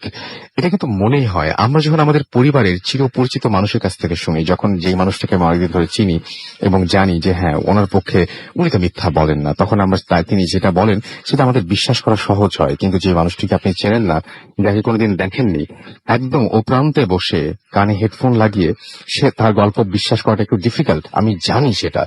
আর যদি খুব বেশি ডিফিকাল্ট মনে হয়, খুব বেশি অসম্ভব মনে হয়, তাহলে গল্পটা এনজয় করুন, আমি সেটাই বলবো। আমরা চলে যাচ্ছি আবারও আমাদের নিরঞ্জনার কাছে। এবং নিরঞ্জনা, আপনার যে আমাদের সময় দেখে যেটা মনে হচ্ছে যে আপনার লাস্ট ঘটনা হয়তো এটা আমরা শুনবো আপনার কাছ থেকে। তো এই ঘটনাটা কোথায় ঘটেছিল, এবং আচ্ছা তার আগে আপনার বাসা সম্পর্কে আমি একটু আপনাকে জিজ্ঞেস করে নিই। সেটা হচ্ছে যে আপনার বাসায় অহরহই কি আপনারা সবাই কি এরকম ধরনের সবকিছু এক্সপিরিয়েন্স করেন, নাকি আপনি দেখেন আর কেউ দেখে না, বা আপনার বাবা মাঝে মাঝে দেখেন আর কেউ এরকম, মানে কিছু কিছু জিনিস আছে কি যেগুলো আপনারা সবাই দেখেন? জি জি সেরকম কি জিনিস জি, আছে? এরকম অনেক জিনিসই আছে। যে আমার আম্মু যখন তাহাজ্জুদের নামাজ পড়ে, তো দেখা যায় যে সেই সময়টা অটোমেটিকই আমারও ঘুম ভেঙে যায় আর আমার পাপাও পড়ে। তো প্রায় আমরা এরকম লক্ষ্য করি যে নামাজ যখন পড়ছে আমাদের মানে পিছনে যে বিছানাটা, বেডটা, মনে হয় যে কেউ একজন ওটার উপরে খুব জোরে লাফ দিয়ে পড়ে আবার আলমারির উপরে চলে যাচ্ছে। আচ্ছা, এটা আমার আব্বু আম্মু মানে দুজনেই এটা ফিল করেছে। আচ্ছা, হ্যাঁ। এবং আবার ওই যে ছাদের যে বিষয়টা বললাম, এটা আবার হ্যাঁ ছাদের যে বিষয়টা বললাম যে আওয়াজ পায়। একদিন আমাদের যে ওয়াচম্যান আছে সে ফোন দিয়েছে যে স্যার এরকম সাততলার যারা আছেন ওরা তো কল করেছে যে ছাদে হিউজ পরিমাণের আওয়াজ হচ্ছে, ওরা থাকতে পারছে না, কাইন্ডলি কি একটু দেখবেন। পাপা ছাদে গেল, সে যাওয়ার পরে যেটা ফিল করতে পারলো যে একটা ফ্রেগ্রেন্স, মানে খুব সুন্দর একটা স্মেল আর কি, মানে জ্যাসমিন, হ্যাঁ হ্যাঁ জ্যাসমিন বা আতর এই টাইপের একটা স্মেল। এরকম সেটা থাকা তো feel। অসম্ভব।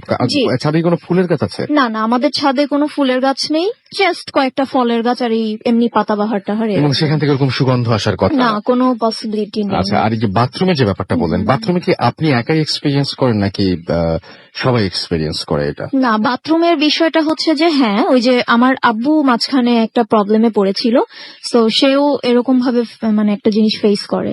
আর আমি যে মানে আমাদের মিরপুরের যে অ্যাপার্টমেন্টের কথাটা বললাম, ওখানে আমাদের যে ছাদটা আছে 6 ফ্লোরের, ওই ছাদে কিছু একটা আছে, এটা আমরা সবাই বিলিভ করি। এবং আমাদের পাশে আপনাদের ফ্লোরের অন্যান্য ফ্লোরে যারা থাকেন তারাও বিশ্বাস করেন এটা? হ্যাঁ, এটা তারাও বিশ্বাস করেন, বিকজ আমাদের ওই অ্যাপার্টমেন্টটা যখন মানে কনস্ট্রাকশনের কাজ হচ্ছিল, তো আমরা এরকম শুনেছি যে ওখানে 4 জন মারা যায়। তো একজন মহিলা এবং আর 4 জন। তারা কিভাবে মারা গিয়েছিল? তারা হচ্ছে যে ওই যখন কাজ করতে যায়, মানে ওই যে রডের বা ওই যে বাহিরে যখন মিস্ত্রিরা দাঁড়িয়ে কাজ করে, তো সামহাও তারা পিছলিয়ে পড়ে গেছে, অথবা বাহিরে যখন রঙের কাজ। একটা দুটো ঘটনা ঘটতে পারে, কিন্তু পরপর 4 জন মারা হ্যাঁ, গেছে। পরপর 4 জন মারা গিয়েছে। এবং একজন হচ্ছে যে আমাদের 3 তলার যে ফ্ল্যাটটা, জি। সেখানে যে রড, সেই রডের মধ্যে পুরো গেথে সে মারা যায়। মারা যান। হ্যাঁ, এবং প্রায় সময় আমাদের একজন ওয়াচম্যান ছিল, জামাল করে নাম, তো সে মেইনলি ওই ভয়তেই সে চাকরি ছেড়ে চলে যায়। সে ছাদে দেখে যে এরকম একটা লোক মিস্ত্রির কাজ করছে, তার মাথা দিয়ে রক্ত পড়ছে। এটা ওই ওয়াচম্যান দেখতেন? জি, ওয়াচম্যান দেখেছে। সে ভয়তে একদম হিম হয়ে যায়, সে চাকরি ছেড়ে দিয়ে চলে যায়। তো আমরা ফার্স্টে ভেবেছি যে হয়তো মিথ্যা কথা বলে টলে চলে গেছে, কিন্তু না, বিষয়টা এরকম না। আমাদের পাশের ফ্ল্যাটে, মানে আমাদের তো অ্যাপার্টমেন্ট দুটো সেম টাইপের, তো পাশের বিল্ডিং এর যে, তো সামাদ আঙ্কেল ওনার নাম, তো উনিও বলল যে মোশাররফ সাহেব, আপনাদের বিল্ডিং এ ডেফিনেটলি কিছু একটা আছে। আমি দেখি যে একজন লোক মিস্ত্রির কাজ করে, এরকম মানে সামহাও দেখে যে রং গুলাচ্ছে, অথবা কেউ দেখে যে প্লাস্টারের জন্য সিমেন্ট বানাচ্ছে, এরকম টাইপের দেখে। আর অনেকে আবার এটাও বলেছে, ইভেন আমি নিজেও দেখেছি এটা, যে আমি একটা বাচ্চা দেখতে পাই ছাদে। ছাদে? ইয়াস। এটা কোন সময় দেখতে পান আপনি? এটা হচ্ছে রাতে 9:30টার পরে। আচ্ছা। যে আমাদের ছাদটার একটু বর্ণনা দিয়ে নিই, যে নিচে একটা 6 তলার ছাদ এবং উপরে আরেকটা ছাদ আছে। তো হয় কি, আমরা ওই উপরের যে ছাদটা, ওটা আমরা নিজেরাই রাতে আর কি লক করে দিই, ওটা 7টার মধ্যেই আমরা অফ করে দিই। হ্যাঁ, যেহেতু আমার বিড়ালটা ওই ছাদে যায়, যাতে কেউ না যায়, তো আমরা ওটা অফ করে দিই। তো একদিন আমি ফোনে কথা বলছি ওর সাথে, আমার হাজবেন্ডের সাথে, তো আমি ফিল করলাম যে 6 তলার ছাদে, মানে আমি 6 তলায় ছিলাম, 7 তলার ছাদে একজন মানে বাচ্চা একটা শেপ আর কি এরকম করে আমার দিকে তাকিয়ে আছে। তা আমি বেশ কয়েকবার আওয়াজ দিলাম যে এই তুমি ওখানে কি করো, বাট সে কোনো কথা বলে না। তা আমি ভাবছি এত রাতে একা একা একটা বাচ্চা এরকম, তা আমি ইমিডিয়েট আমি ছাদে গেছি। যাওয়ার পরে দেখি ছাদ তো লক করা, বাট বাচ্চাটা কোত্থেকে আসলো, দ্যাটস কোয়াইট স্ট্রেঞ্জ।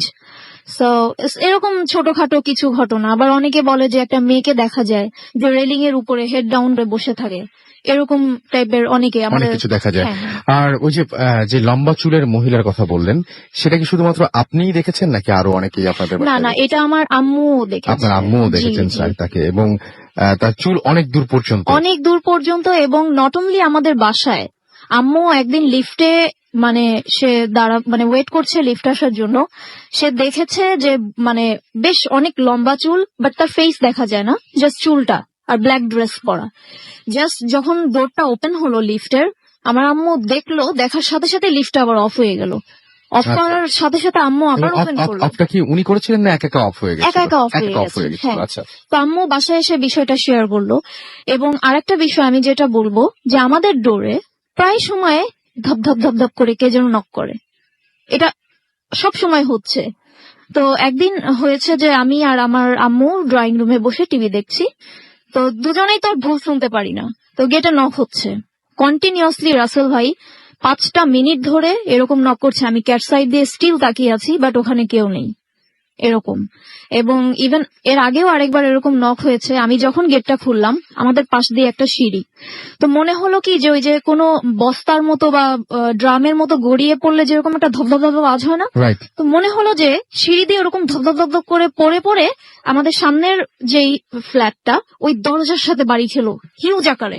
বাড়ি খাওয়ার সাথে সাথেই সামনের বাসার নানু গেটটা খুলে ফেলছে, বললো যে কি ব্যাপার, কি হয়েছে? আমি বলছি না কিছু হয়নি। আমি ওনার সাথে বিষয়গুলো শেয়ার করিনি। তো এরকম অনেক ইনসিডেন্ট আমাদের ওখানে হয় আর কি। ওকে, আমরা ঘটনায় চলে যাই। আমরা আপনার যে লাস্ট ঘটনা আছে, যেহেতু সময় খুব কম, জি আমরা ছোট্ট করে শুনে ফেলি আপনার জি জি ঘটনাটা। আমার যে থার্ড স্টোরিটা, এটা হচ্ছে আমার পাপার সাথে ঘটে। এটা হচ্ছে একটা নামাজের টুপি নিয়ে। আচ্ছা। তো কোন এক জুমার সময়, এটা স্টোরিটা আই থিংক 5 ইয়ার্স আগের। আচ্ছা তো আমার পাপা আর কি বাইতুল মোকাররম মসজিদে নামাজ পড়তে যান। আচ্ছা। তো যেহেতু উনি অফিসের কাজে মানে বের হয়েছিলেন, তো ওনার টুপিটা নিতে মনে ছিল না। আচ্ছা। তো নামাজ পড়তে গিয়ে সে ফিল করলো যে তার কাছে টুপিটা নেই। তো সাডেনলি একজন লোক আসলো, এবং লোকটা বেশ টল, পাপা যেটা বললো, এবং খুব কালো। তো সে বললো যে আপনি এই টুপিটা নেন। আচ্ছা। তো বললো যে ঠিক আছে ভাইয়া, থ্যাংক ইউ। তো লোকটা এই কথা বললো যে এত মানুষের মধ্যে আমার আপনাকে অনেক বেশি ভালো লেগেছে, আচ্ছা। এবং আপনি খুব ভালো, আপনি নামাজ কালাম পড়বেন, ইনশাল্লাহ আপনার ভালো হবে। তো এই বলে নামাজ কালাম মানে শেষ করলো। জুমার নামাজটা শেষ করার পরে ওই যে টুপিটা দিল, ওদিন রাত্রে পাপা ঘুমিয়ে আছে। তো অ্যারাউন্ড রাত 12:30 বা এরকমই হবে, বা তার থেকে একটু বেশি হবে। তো দেখছে যে ওই টুপিটা পরে কোন একজন লোক সাদা জুব্বা পরে নামাজ পড়ছে। আচ্ছা। নামাজ পড়ছে, এবং নামাজটা শেষে সে করলো কি, পাপাকে একটু ফু দিল। ফু দিয়ে সে যখন রুম থেকে বের হলো, তো ওই ডোর থেকেই না সে মানে একদম ভ্যানিশ হয়ে গেল। আচ্ছা। তো পাপা এই জিনিসটা দেখে মানে একটু থমকে দাঁড়ায়, তো মানে কি হলো বিষয়টা। এবং ওই টুপিটা নেওয়ার পর থেকে আমার পাপা মানে রাতে ঘুমাতে মানে খুবই ভয় পেত, এবং সে রাতে লাইট জ্বালিয়ে ঘুমাতো। বাট সে ইভেন আমাদের কাছে শেয়ার করেনি। হ্যাঁ, ওটা বলেছে যে এরকম টুপি দিয়েছে সামথিং, বাট সে যে এই টাইপের প্যারানর্মাল অ্যাক্টিভিটিস গুলো ফেস করছে সেটা আমাদের সাথে সে শেয়ার করেনি।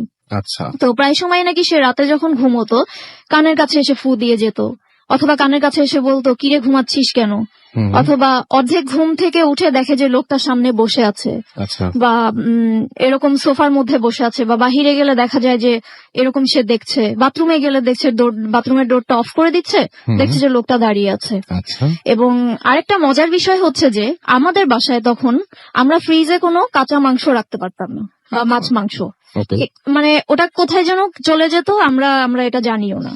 আচ্ছা। এরকম একটা বিষয়। তো একদিন এরকম প্রায় 1 মাস হলো, তো পাপা মেন্টালি খুবই ডিস্টার্ব হয়ে গেল। তো সে ডিসাইড করলো যে সেই জিনিসটাকে কোথাও ফেলে দিবে, বিকজ সে শুনেছে যে এরকম যদি কোনো জিনিস দ্বারা কেউ ভয়ভীতি হয় তাহলে সেটা ফেলে দেওয়াই বেটার, বা নদীতে ভাসিয়ে দেওয়া বেটার। তো সে চিন্তা করলো যে এটা সে মাটিতে জাস্ট পুঁতে দিবে।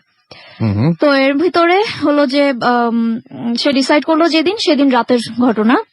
হঠাৎ করে রাত 3:30 বা 3টার দিকে সে ফিল করছে যে মানে খুব মানে বুকে একটা প্রেসার ফিল করছে, মনে হচ্ছে যে নিঃশ্বাস টিশ্বাস বন্ধ হয়ে যাচ্ছে এরকম। তো হঠাৎ করে চোখ খুলে দেখে যে যেই লোকটা তাকে টুপি দিয়েছিল সেই লোকটাই তার বুকের উপরে ওভাবে বসে আছে, আর চুলগুলো হিউজ লম্বা, দাড়িও আছে সাদা সাদা, বাট ফেসটা কালো, এবং চোখটা যে ওইটাও সম্পূর্ণ কালো। আচ্ছা। এরকম, এবং সে বারবার তাকে বলতেছে আমার দেওয়া জিনিস তুই ফেলে দিবি কেন, মানে এইভাবে করে একটা কথা বলছিল। তো পাপা ওইটা দেখার পরে খুব জোরে আল্লাহ আল্লাহ এভাবে বলে সে চিৎকার করছিল। তো আমরা যখন মানে এই চিৎকারটা শুনি, আমরা মানে হঠাৎ করে চলে যাই, মানে আমরা ভেবেছি যে কি না কি হয়ে গেছে। তো যাওয়ার পরে পাপা খুব আধো আধো ইসে বললো যে কোরআন শরীফটা দয়া করে নিয়ে আসো। আম্মু তাড়াতাড়ি করে কোরআন শরীফ নিয়ে এসে বলতেছে এটা বুকের উপরে রাখো।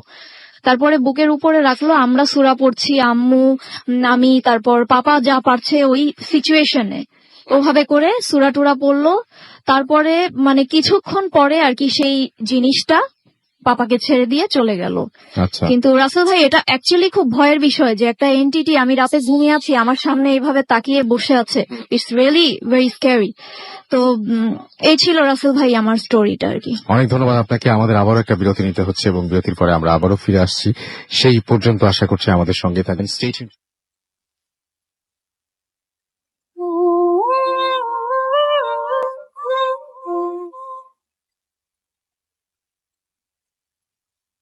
Yes, the night comes alive with গ্রামীণ ফোন।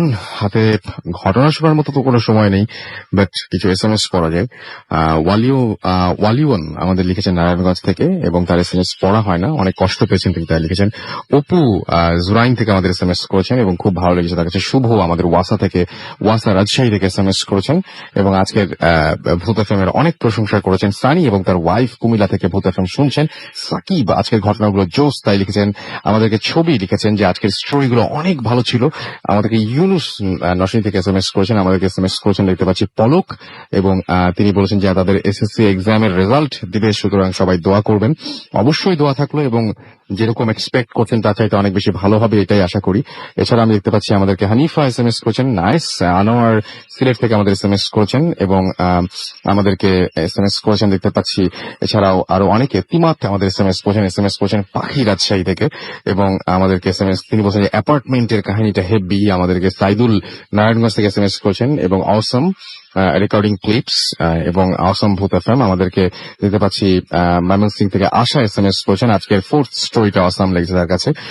একলা পথিক দুর্গাপুর রাজশাহী থেকে আমাদের SMS করেছেন এবং আমাদেরকে SMS করেছেন দেখতে পাচ্ছি। এছাড়াও সাজ্জাদ, এছাড়াও MD সাব্বির, মোনা, আনোয়ার সহ আরো অনেকে। আজকে অনেকের SMS পড়তেই পারলাম না, এবং আমরা দেখতে পেলাম যে আমরা এই মুহূর্তে যে ঘটনাটা বলবো সেটা হচ্ছে যে, আচ্ছা ঘটনা একটা আছে, আমি একটা অডিও ক্লিপ আপনাদের জন্য লাস্টে রেখেছি, সেই অডিও ক্লিপটা আপনারা শুনতে পারবেন, সেই সময়টা আমরা রেখেছি অবশ্য হাতে।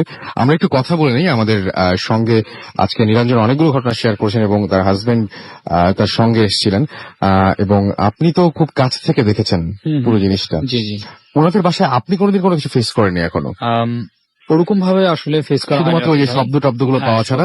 কিন্তু এই যে যাদের কথা বলো, যাদেরকে দেখা যায় ওই বাসায়, সেরকম কোনো কিছু আপনি দেখেন না? ওরকম কিছু আমি সরাসরি ফেস করিনি। আচ্ছা, একটা প্রশ্ন করার জন্য আপনাকে এতক্ষণ ধরে আমি বসিয়ে রেখেছি এখানে, সেটা হচ্ছে যে আপনি আপনার বিয়ের পরে যখন নিরঞ্জন আপনাদের বাসায় গিয়ে থাকা শুরু করলেন, তখন আপনাদের বাসায় কি কোনো প্রবলেম শুরু হয়েছে? হ্যাঁ রাসেল ভাই, এরকম কিছু একটা যেটা আমি আপনাকে বললাম সেটা হচ্ছে যে আমি যখন ওর সাথে থাকি তখন ওরকম কিছু আমি আসলে ফেস করিনি।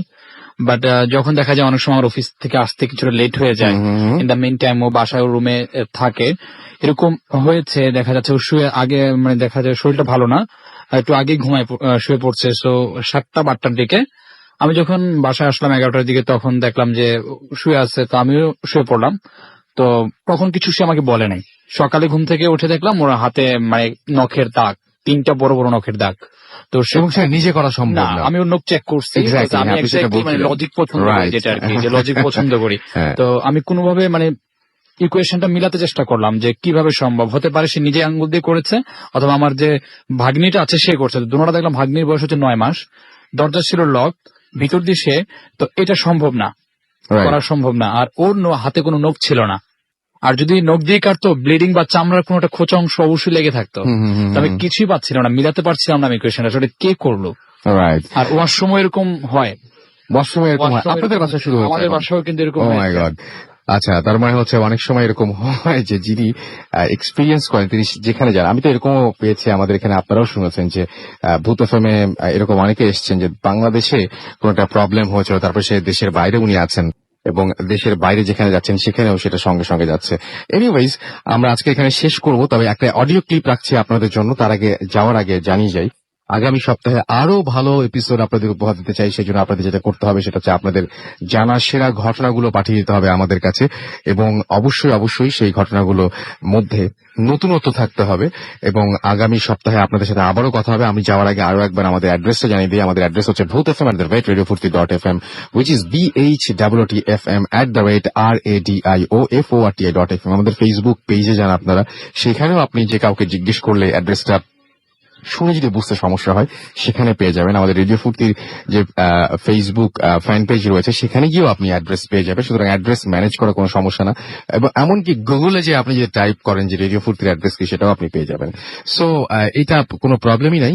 আপনি যেটা, আপনাকে শুধুমাত্র ঘটনাটা পাঠাতে হবে, এবং ঘটনা শুরুতে অবশ্যই উল্লেখ করুন যে আপনি স্টুডিওতে এসে শোনাবেন নাকি আপনি চান যে আপনার ঘটনাটা আমরা পড়ে শোনাই, এবং অবশ্যই অবশ্যই অবশ্যই ঘটনা শেষে আপনার ফোন নাম্বার এবং ফুল অ্যাড্রেস উল্লেখ করুন। চলে যাচ্ছি আজকে, এবং কথা হবে আবারও আগামী সপ্তাহে। সেই পর্যন্ত সবাই ভালো থাকবেন, সুস্থ থাকবেন, সুন্দর থাকবেন, মোস্ট ইম্পর্টেন্টলি ফুর্তিতে থাকবেন। এসএসসির যাদের কালকে রেজাল্ট দেবে তার জন্য অনেক অনেক শুভকামনা। আজকের মতো এখানেই শেষ করছি, টাটা।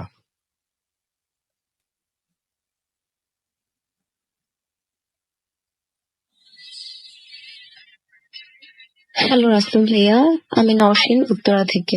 আশা করি ভালো আছেন, কারণ আমি জানি আপনি সবসময় ভালোর দলে।